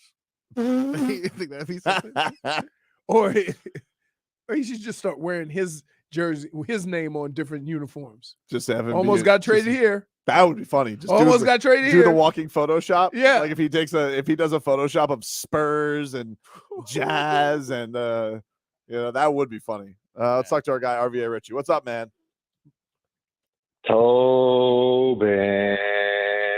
What's up, buddy? It's gonna be okay, buddy. I know I'm hurt too. Yeah. But you know what? In the words of my eternal Philly sauce, never wanted him. Never wanted him. We have enough. We have enough. We Yep. have enough. We have enough. Let's go, Miami Heat. You know what? They don't have Eric Spoelstra like that other caller said. I don't They even know don't who the have coach is. anything else, but Who is there? you know what they don't have? Is it Booten? No, it's Now they not. fired him. Culture. Culture. They don't have it. So let's go, Miami Heat. Let that all go by. Rip the Band-Aid. Put some peroxide on it. Get over it. Let's go, Heat. All right. Adrian Griffin. Yeah, it's his first year. Good luck, dude. What is an Adrian Griffin? It's his first year. I got to tell you. Rookie head coach. Let's see if the Rook can handle it. That's a lot of talent and egos to massage. Plus, you have an ostrich Ooh. playing center. That's the thing, though. Injury prone. You could say a lot of things about a lot of people. Mm-hmm. Giannis and Dame don't have egos. They don't. Haven't seen Giannis welcome him on social media yet. That's a bit odd. Ooh. Really? It's a bit odd. Does he have to? I don't know. Should Gotta he say hello. Is there like a time frame? Throw Where, a retweet out there. Everyone else weighed in Retweet? on it. Dame said something on Twitter. Tyler did too. He said excited for the next chapter. Tyler won't stop tweeting. Yep. because Tyler ain't gotta go nowhere. Wait, what? No. Why? Like, that's what I don't get. Like, there's social media etiquette Yeah. that I'm unaware of. That's because the Like, old don't have so social media. does it look? It looks bad on Giannis Not bad. because he don't. I wouldn't say it looks bad. I would just say What if that's, he's on? What if he's on trip? on service? What's going on? I don't know. I don't know, man. What is he on those? Maybe he's 0 dark 30 like LeBron. Oh, he's on a silent retreat, maybe like Aaron Rodgers. Ayahuasca. Wow. Maybe he's trying to teach his brothers how to play basketball. 560, you're on there. What's your name? Yeah, this is Mike.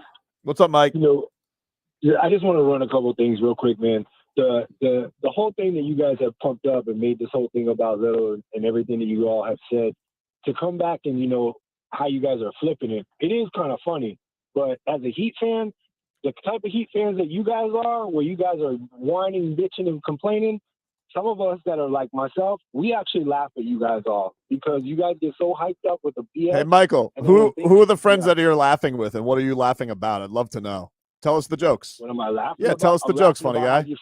I'm laughing about how you flipped the script in over 24 hours, partner. How? How? Have you heard yourself? Have you heard yourself? How? Have you heard yourself? Give me an that example, you made Mike. yourself? Give me an example. You got such a fond memory. You guys are having little clubs together laughing about it. Give me an example, my guy. I'm giving you an example. You haven't given me one example. You've just sat there like a dope and saying, "Oh, you know what you did. You know what you did." Well, tell me. What are you laughing about? Funny man. Okay. Where'd you go? You coward. You hung up like a bum. Wait a minute. Where are you? Who's that, Joe Cronin? Hey, is it? Wait. Let me at him. So Wait. Wait. Here's what's funny about that. Mr. Grip says, "Make us laugh, Cloud Boy." Oh, we're laughing at you. How? Wait, Tell me. Tell me a joke. Wait. Here's the crazy. Where'd you go? Here's the crazy thing about this. How did I get sucked in and become you guys? I've been fighting this for 8 years. No. Tell me. Tell me what you said. Oh, here he is. Hey, did you go to your notebook? Are you back? No, jerk off. You dumped me because I called you a jerk off. That's why. It's not a dumpable word. You don't even know what the dumpable words are. What are you, some radio hack pro? What do you just listen to your transistor radio, dum dum? Why don't you be intelligent? Say a non-dumpable word. Did you come up with an example yet, or is that just too hard, too deep to rattle your brain there, Mike? Hey, jerk off. It's an example that what you're doing right now. What have I done? What have I done other than ask you for an example, Mike? Tell me. Oh, you're so intelligent. You call me a little bitch. You're so great. Way to go into the depths of it, Mike. You dummy. You charlatan. You carnival barker. You can't go with anything intelligent. You're probably writing with your own feces on the wall. Dum-dum. Whoa. What? What is going on? So It's crazy. They're both Heat fans. Right. Wait. He's not a Heat fan. Wait. That's a Knicks fan if I've ever heard one. Oh yeah, that's a Knicks fan. That's true. That's a Knicks fan. No. Normally I would say, "Whoa." I didn't know where because, like, wow. What? I don't know. He started. Wait. Here's the funny thing. Here's the thing. All I wanted was one example. Do you guys understand that what Mike was talking about is why flip-flop and all this was invented? And the only thing that Mike did is, why did he get so offended? If he's listened to the show long enough, you knew exactly where this was going. Give me an example. Well, what is the thing that I flip-flopped on? I want to know. I've been nothing but heard about the Dame trade all day. Never wanted him? You guys know I'm kidding. Of course I want. I started off the show saying I want. Crying. He came here. I thought he was going to cry. Of course I'm I upset know, that he's but gone. that's what I'm saying. Now he's like, "Oh, you Heat fans out there. You're not a Heat fan. I can send it. You have a John Starks jersey. I can tell. I can tell by the I can smell the Knicks fan pit stain on your jersey through the phone." Dude has nothing but go ahead. Some marinara sauce on it. Dude is sweating through a Spreewell jersey as we speak. I know that guy's not a Heat fan. Guy can't even spell Heat. How do you spell heat? It rhymes with feet. Spelt the same. I'll hang up and listen. I don't understand. I don't like. Yeah. I don't like. Tell me, Mike. How am I not a Heat fan? What Go ahead. examples? Go ahead. Listen. Tell me. I can say a lot of things about you. Mm. I could call you a flip-flopper. I can call you a show pony. But I cannot say you're not a Heat fan. We laugh at you. We only want to talk about Orlando Robinson. Yeah, okay, dude. You don't even know how to spell Orlando Robinson. Idiot. Anyway, gotta take a break. Gotta do our picks coming up. Oh, I mean, I guess. I mean, is there like, wow. Are you okay? Like, I didn't think it would get this far. I'm fine. No. You are not, dude. Dude, can you give me one example? Dude, you are not fine. Trying to get one. You have example been out of- going off on people all day. Trying to get You have been going off. trying on to get people all one day. example out of that dumb Mike. It's like trying to ask a chicken to speak English. I mean, it's you can't do it. He's too stupid.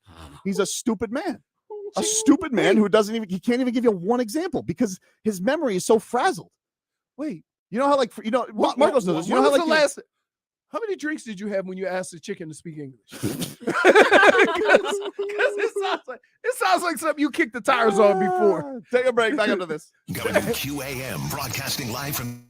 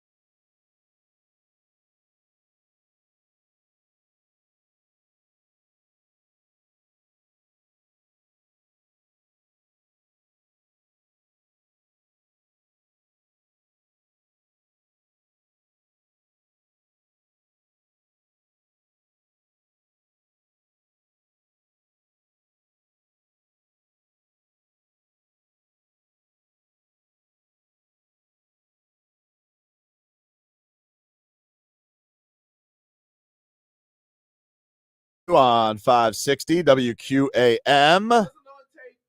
What wasn't on tape? Thank God that mic didn't have feathers, or it'd be destroyed. No, dude, it didn't even have cushion either, so it was like the metal part. Yeah. Oh my goodness. All right, let's get. Are you done with Mike? What, I was. All right. What's wrong? You see, here's the thing about Tobin. Here's what y'all don't realize. Mike, if you're out there. But hopefully he's not, because he's obviously not a huge fan of the show. He smells a scent, and he knows he could get you. It's easy. So he just went all in. He's my little puppet. Right? He's my So as mad as you get, when he gets off the phone, he's laughing. Yep. And have been the entire time. I'm familiar with his work. So let's listen to let's get to a caller who has class. James, what's up, man? Hey, I'm sure I'm beating a dead horse at this point, but obviously it's been a terrible day for all Heat fans and everybody in probably the city of Miami. This is terrible. You have a 34-year-old Jimmy Butler who's aging, not getting younger, and you got to give him all the help you need. You're one piece away that whole season from winning the whole thing, and you have, like you said on your show, Yorka. You had Yorka, the guy who can close. He's a great shooter, and you lose Vincent and Strus, and it was a perfect match. I didn't want to lose Tyler, but if you had to lose Tyler for this guy, it was worth it.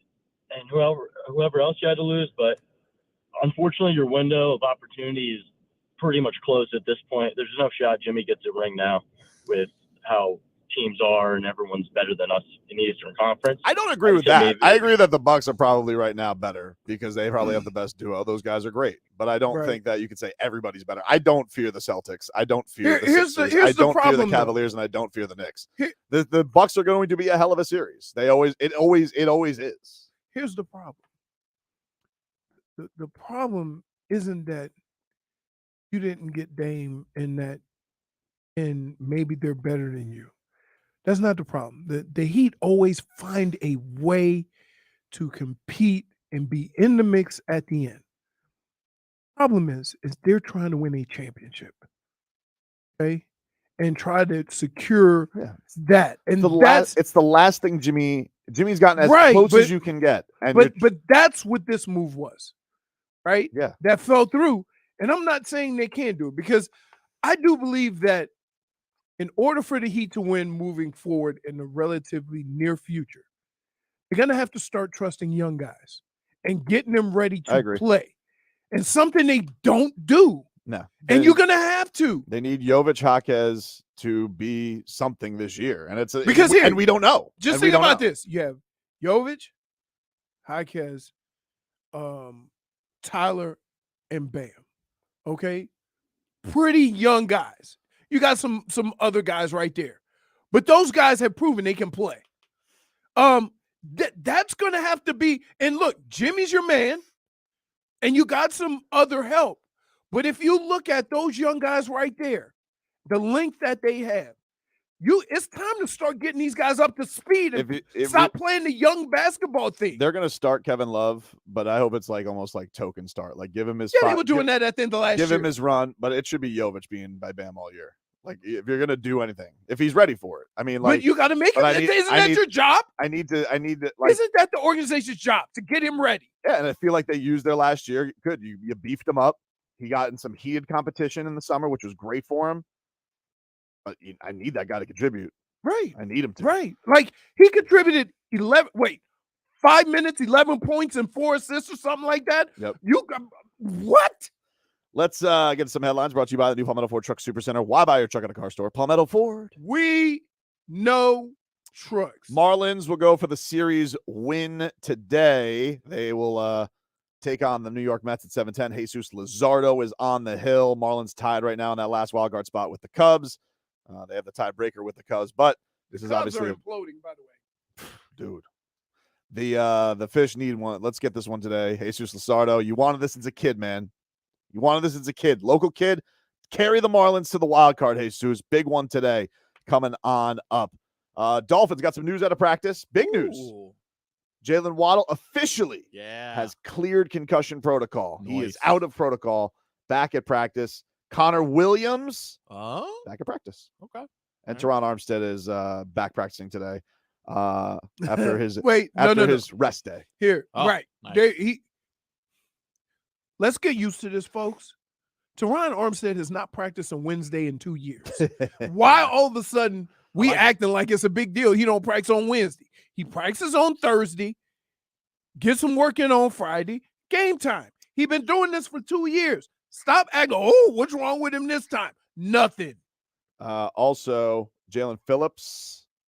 No Jaelen Philips seen at the media portion of practice, according to Chris Perkins. He must have something serious than we thought. Erica Zukama and River Craycraft also not there. They both have been banged up. So, nice. Craycraft, we don't know what kind of shoulder injury he has, but if he's been out and they don't know when he's coming back, I would be inclined to say that it could be rotator cuff or maybe a dislocation. It looked like he got crunched pretty bad. Could be a dislocation. That's how I tore my rotator cuff. Ugh. Except I was on my stomach like this, and I was getting ready to get up, and somebody fell on my back and jammed my shoulder. Dade South says, "How about we just lower the expectations and enjoy the team instead of being a bunch of wild heat coyotes?" Well, who said that? What Dade coward South? said that? Dade South. Coward. Dade.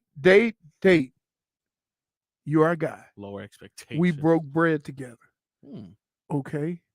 But you know damn well Crab together. Tobin ain't never backed down from that. Yeah. Why are you all of a sudden saying something like that when you are very familiar with the Look, show? I've been fighting it for 8 years. I'm telling you right now, my harpoon is up. I'm not going after whales anymore.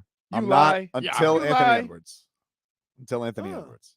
The police called me. Asked me if I want to donate to their fund. Hi, this is Mike. Yes. Would you like to donate to the Davie Police Bureau? Here, can I just say something? For all police and your people you got calling, collecting, Leroy does not do well with recordings. If you don't think that I'm important enough to have one of your police officers give me an actual call, then I'm gonna hang up on you every time. Hi, this is Cliff. And don't act like you're a real person. We know you're not. It's a recording. Tremendous. This is Cliff. Yeah. I'm calling on behalf. Can we count on you this year? No. You didn't count on me last year. Oh man. What should we do here? Should we do our picks now? I don't have time, right? No, we go. Let's take a quick break. Yeah. Then come because Do our picks. Yeah. All right. Back up to this. Yarg.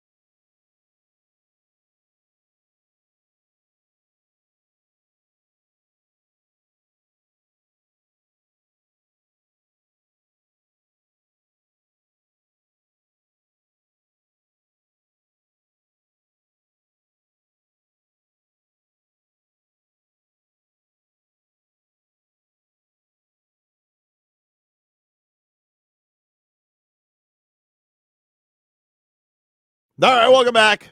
Tobin and Leroy. Want to let you guys know Riptide is back. Our ultimate concert on Fort Lauderdale is December 2nd and 3rd. Part of the lineup has been announced. We've got the Black Keys there. Jelly Roll is going to be there. Bleachers, Lovejoy, Cannons, Silver Sun Pickups, Beach Weather, J-Fig's favorite, and Flo Rida is going to be there. That's just what's been announced so far. You guys are just tuning in. Big news today. Of course, we've been following Damian Lillard. We talk about it all show, probably to everybody's exhaustion. Jaylen Waddle back at practice. Mike was also upset that you kept talking about it. I don't know what he was upset about because that was my entire point. He couldn't give me one thing to tell me what he was upset about. Well, you flip flop. He made an appointment with you, so. Oh my god! I was like, "What? You're making an appointment?" Yeah. Next Listen. Thursday.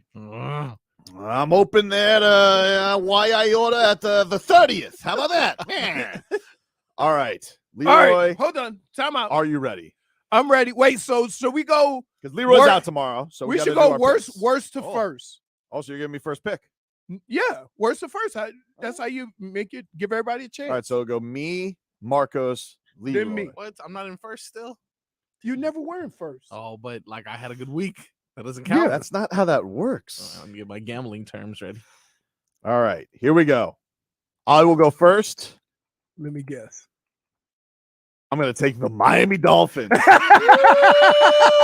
2.5 against the Bills. Wow. All right.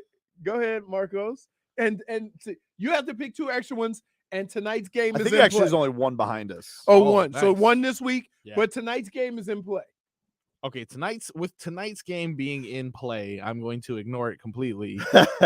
And I am going to pick the 49ers over the Cardinals. All right, the 49ers Yes. right now are 14-point favorites over the Arizona Cardinals. Good. Who won last week? You sure? We got action. Yes. There you go. All right, listen, I'm not gonna. You're a grown-ass man. Some would say. I'm gonna backdoor cover there. Leroy, what do you got? He has no idea what he's saying. Oh, it's gonna be a big blind special. Wow, there's some terrible games. It's a very bad week. Yeah. I'm not gonna lie to you. It is All not right. fun. I don't want to do this. I hate picking with my heart. Do it. The Cleveland Browns Oh! over the Baltimore Ravens. Oh Wow. my! Only because it's -3. Oh, okay. I like -3s. You know why? Because I can push. Yeah, that's true. It's a good strategy by you. No hooks there for you. Yeah, no hooks. All right. What's a hook? Oh my God. Wait, Jacksonville's favored by 3 over the Falcons? Pretty crazy. Oh, I need to get in on that.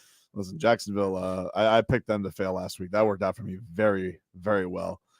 I am going to go with the Kansas City Chiefs. I'm going to lay the 9.5 against the Jets on Sunday Night Football. I think they smoke them. Oh my goodness! Really? I think they smoke them. You don't think the Jets can stop them from scoring? No, I don't. I think they're a broken Okay, team. I think I got they're imploding before our very eyes. All right, I got you. Marcos. I think I'm going to hedge the money line on this. I'm gonna punch you in the face. Heard On Tuesday. On Tuesday. I'm going to take the Steelers over the Texans. Oh, what's the spread on that? The Pittsburgh is a Favorite 3-point road favorite. You're taking who? You're The taking the Steelers. Texans? Taking the Steelers. You're taking the Steelers. You're Yeah. laying the points. Okay. Marcos, I like 3 how because dare you? I can push. That's an arch enemy. You're dead to me. Wow. Sorry, Yes. buddy. But I mean, he's also the money line. He's also doing that to me since he won't be here tomorrow. The money line. He has no idea what that means. Sorry you feel that way, TJ Frog. Damn it. Wow. Just taking shots here. Is it Leroy, me? your next pick. What do you got? Wow. This becomes tough. It's a very bad I hate doing this more than anything in the world, but I just find the need to do it. I'm going to take the Denver Broncos over the Chicago Bears. -3.5. Wow. I hate the 3.5. I do hate it. And this is 2 bad teams. Bears look horrible. They really do. They really do. They look like there's no way out for them. And I mean, look. Still on the road though. I mean, the Broncos. Oof. I know, but I mean, and it's 1:00. So which means it's 12 o'clock there. I don't know. Man. I don't know. I am going to take the Atlanta Falcons. Whoa! +3 on the road in Jacksonville. Is it? Is it because it's a 9:30 a.m.? Oh, it's in I'm sorry, it's in London. London. Even better. Even better. He goes, are you sure? Because it's at 9:30 in the morning. You know, I forgot. You remember, you can't make a I statement. think the Jaguars are actually banished a couple of weeks to London. I think they're gone. Yeah, I think they're there for 2 straight weeks. Oh, damn. Home state, home country advantage? But you know, listen. Yeah. You know what they say about the blokes? We're over some Bijan Robertson, love. Wow. Is that what they say? That's what they say. He is awesome. Strange. All right, Marcos, what do you got, man?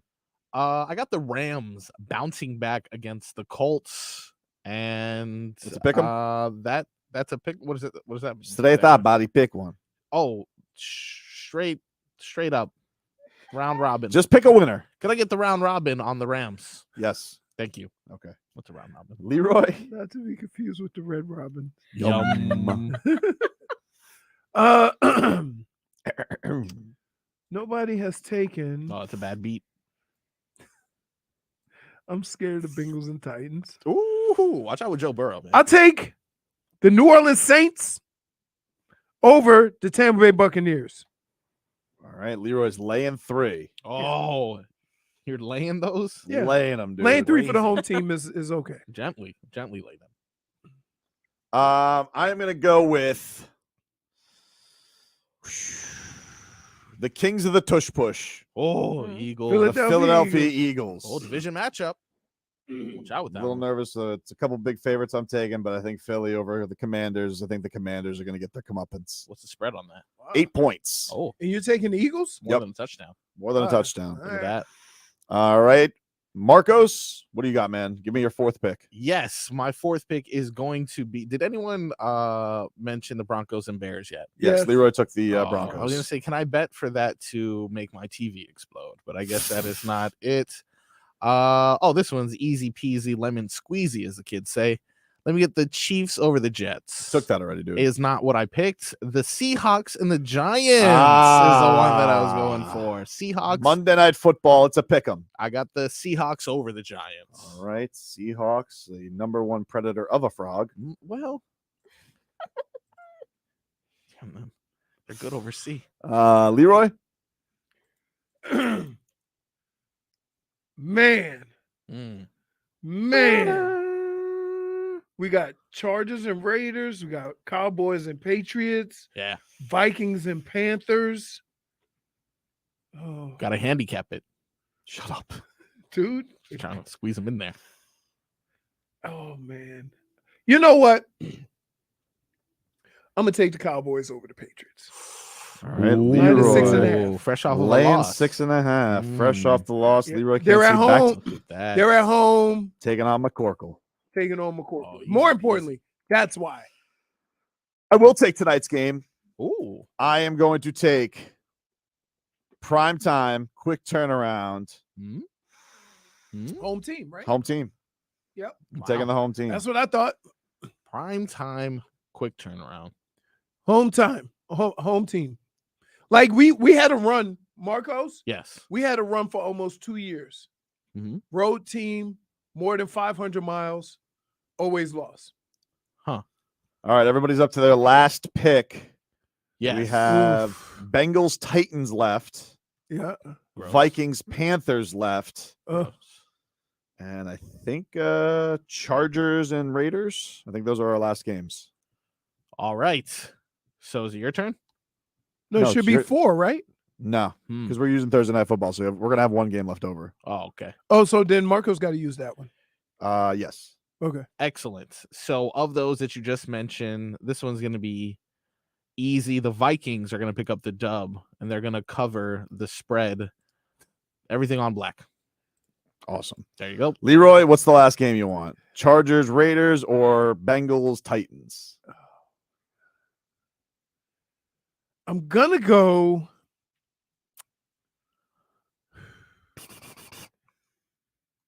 Bengals, Titans. And I will take the Bengals.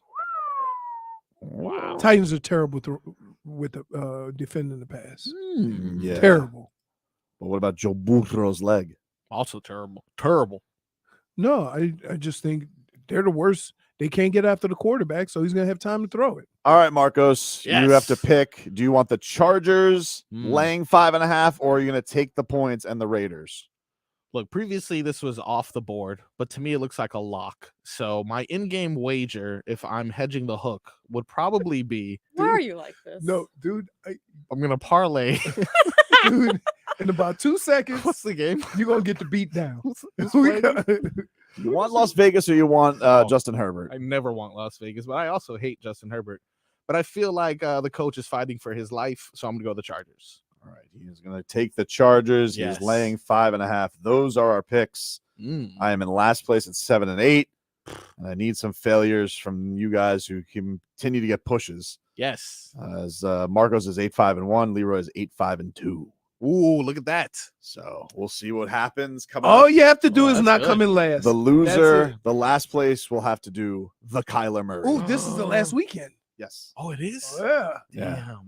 Damn, this is for all the marbles. All the boobies. So the problem is Alrighty. is that the thing that really sucks Hmm. is that this is it. So if you start off shaky, like who has tonight's game? If I have tonight, I'm going to be. You have tonight. If you lose tonight, it's over. Probably. You also have 9:30 a.m. Sunday. So I'll know quick. I can go shopping on Sunday early. We can start looking for what I have to get. You know. Oh my goodness. Oh man, nervous. In the middle of game day, uncensored, he's just gonna say, Damn it. Oh, because you're basically gonna be on you'll be on the air while that game's going on. Yep. Yeah. Yep. nice little in studio watching. Yep. Another thing with the Jaguars that's fantastic is they've moved them to Europe for half the season. Another fantastic job at the cons. What are they doing, man? Running wrestling, hiring guys who get lap dances as their head coach, and that pretty boy coach. I will say that Trevor Lawrence does look like somebody who hangs out with Prince Harry. You know, he looks like a bloke. He fits right in. Hey, Trevor, come see you Buckingham Palace there, love. Jesus. Why does everybody gotta be love? Because we love everybody here, There's love. only one love. Kevin Love. Love. Oh, Love. let's have a chat. We'll have a chat there, love. Love. And he wouldn't even be doing this. You know what this is, right? Love Island. Yep. Love Island is great, especially the British version. American version can kick rocks. Wow. Much like Joe Cronin. Oh, dead to me. Somebody's Bam out of the bayou. Hero needs to get off social media and focus on his game. I mean, he does seem like he's focusing on his game. He just is having fun with his thumbs. I think that's, you know what? If you can do that, then it means you can put it in perspective, right?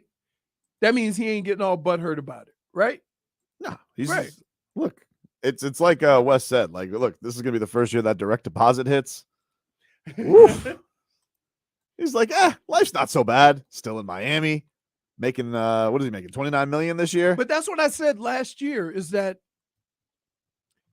what's more important, that he start or he get his money? Because if they pay him, well, he got both. Well, yeah, but I'm saying if they would have paid him, but say you best fit the team coming off the bench, could he be upset? Well, now he might be the point guard. Right. You think they Drew Holiday? I just can't see that happening. I'd like Drew Holiday as a player. Just no, I know, but why not? Like, look, this is even more of a situation because Cronin's trying to get rid of. If Cronin calls up the Heat for a Drew Holiday trade, there's no way they pick up. They got to pull it back at him. But at some point, don't you have to swallow your pride and do what's best for your team? Nah, it's No. Pat Riley we're talking about. That's why you like Pat Riley so much, because you know he could be petty like you. That's right. All right. Except, there's only one time I'm mad at him in my life. D-Wade? Yep. Not a lot of people were that mad when he did it, though. We were hurt. Well, I just want to thank Shams. It was a great July 1st when you did tweet that out that he only wanted to come to the Heat. I did love that feeling. And, doesn't matter, dude. We don't need him. Yarg. We got Jaime Jaquez. Footwork. We good, baby. Footwork. We got footwork. Footwork, dude. Footwork. Talked a little bit this with the man who broke this story to us about that Damian Lillard wanted to come to Miami, Brian Custer from Showtime boxing. Big fight this weekend coming on up, but got some time with Brian. Got his reaction to the Damian Lillard trade. Talk to him next.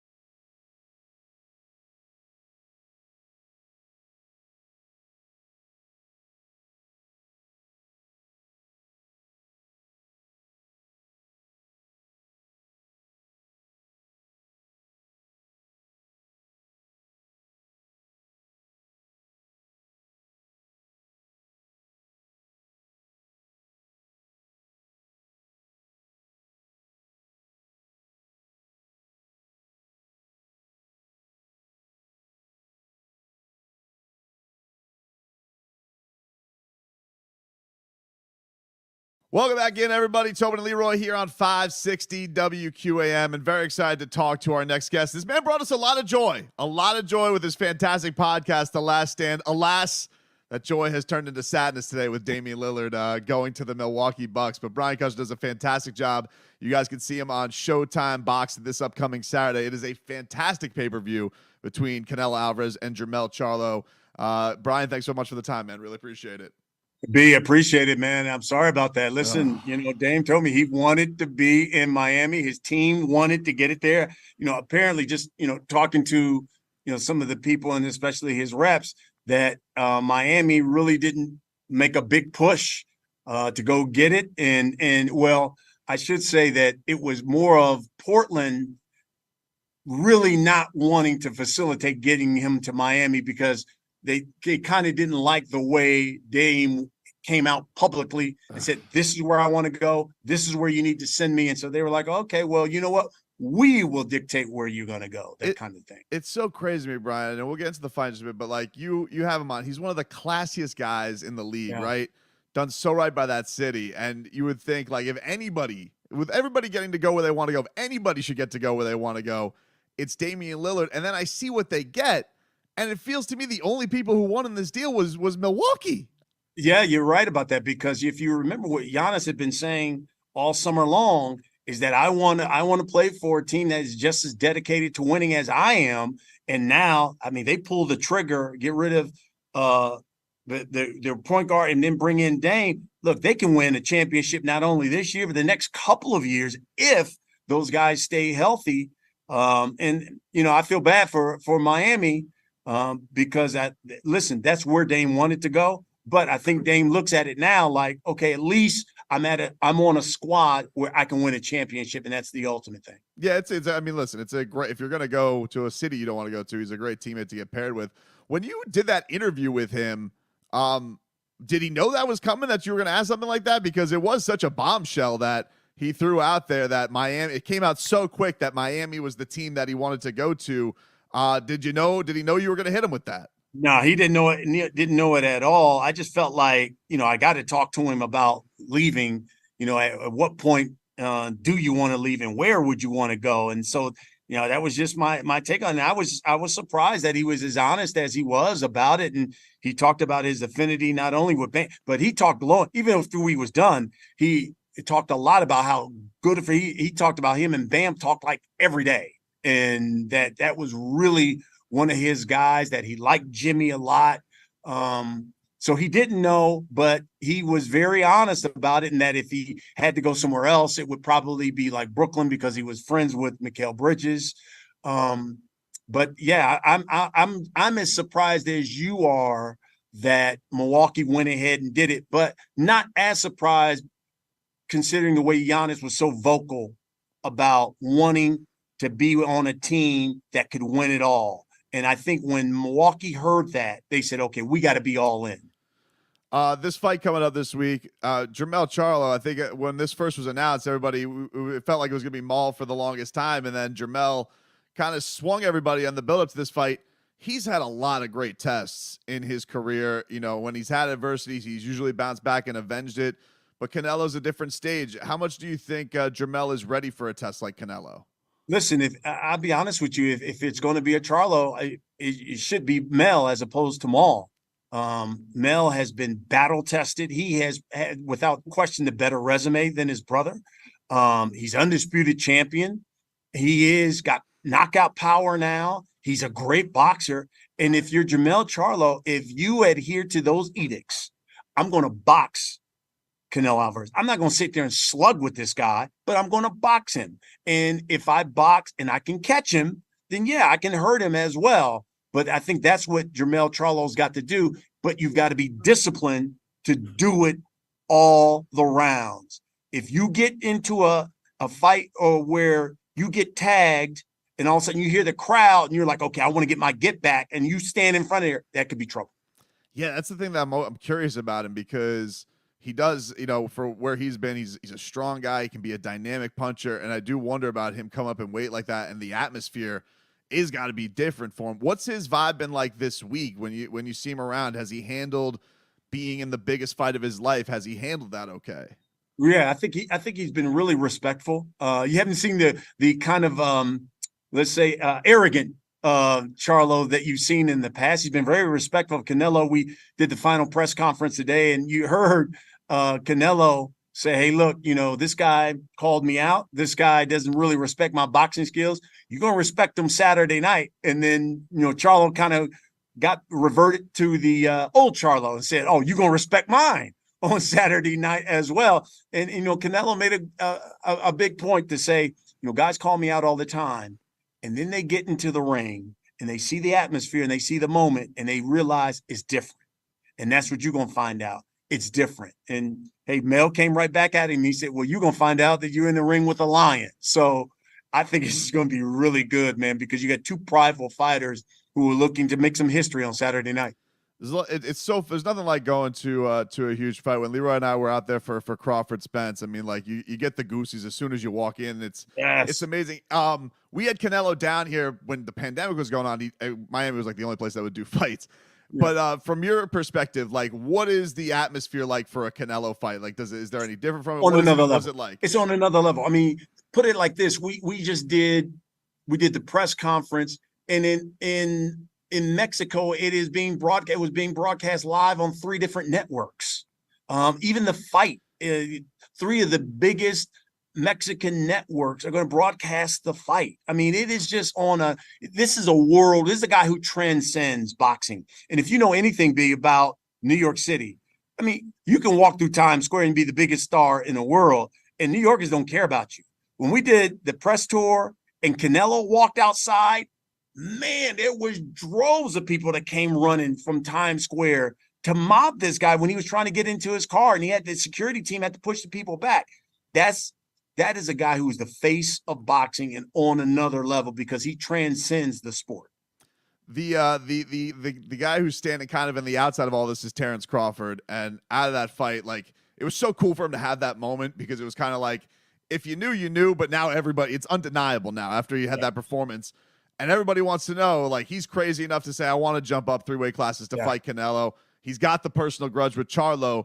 So this is the Crawford. Is that the next move after this? I suppose maybe if Charlo wins, maybe we go to a rematch. But, like, does that loom out of all of this, that the next step has to be Terrence Crawford? Well, I think if you're Charlo, yes. If you're Canelo, no. Because as Canelo said, I'm not going down. There's no way my body can go down any lower. 168 is the lowest I can be. I'm not going down. And he looked at it as Canelo made the point when I asked him about this on my podcast. He said, "What do I get out of that? If I fight this guy and he tries to jump up, what is that? I don't know what that is. 4 weight divisions and tries to fight me and I beat this guy. People are going to be like, well, yeah, I mean, he was so small, so much smaller than you." He goes, "What do I gain from that?" So I don't think you would see a Bud Crawford Canelo fight, but you could damn well see a Bud Crawford Jermell Charlo fight because that grudge between them is real.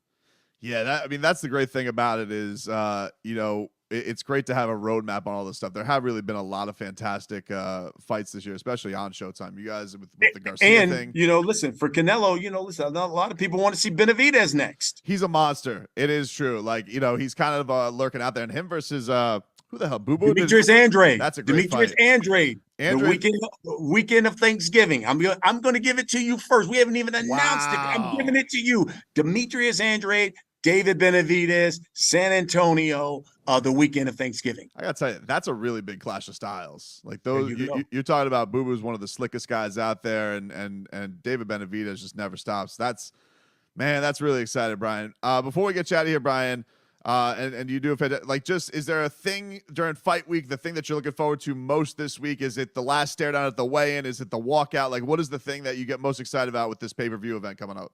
Without question, it's the weigh-in because they're going to do it outside. We did Tank and Ryan, their weigh-in outside T-Mobile as well. And the thousands of people that came out for that. And then when you have Canelo, it's on another level because you just have so many of his fans, the Mexican fans come out and just the all boxing fans. That's what I love it. And then, that's when the guys know, okay, it's real. And hey, look, maybe we get a little push in or whatever. That's what I'm looking forward to, is the weigh-in, that final weigh-in where they can get a chance, take the shirts off, and then look to that crowd. And then that's when you know, okay, this thing is about to jump off. He's Brian Custer. You guys catch him this week on Showtime pay-per-view. Check out his Last Stand podcast as well. Dame said good things about Bam afterwards. Huh? That really happened. Yes, he did. Yes, he did. I feel bad for my people in Miami. I love Miami, and I feel bad for my people in Miami. All right, man. We appreciate the fun. Thanks so much, man. All right, absolutely.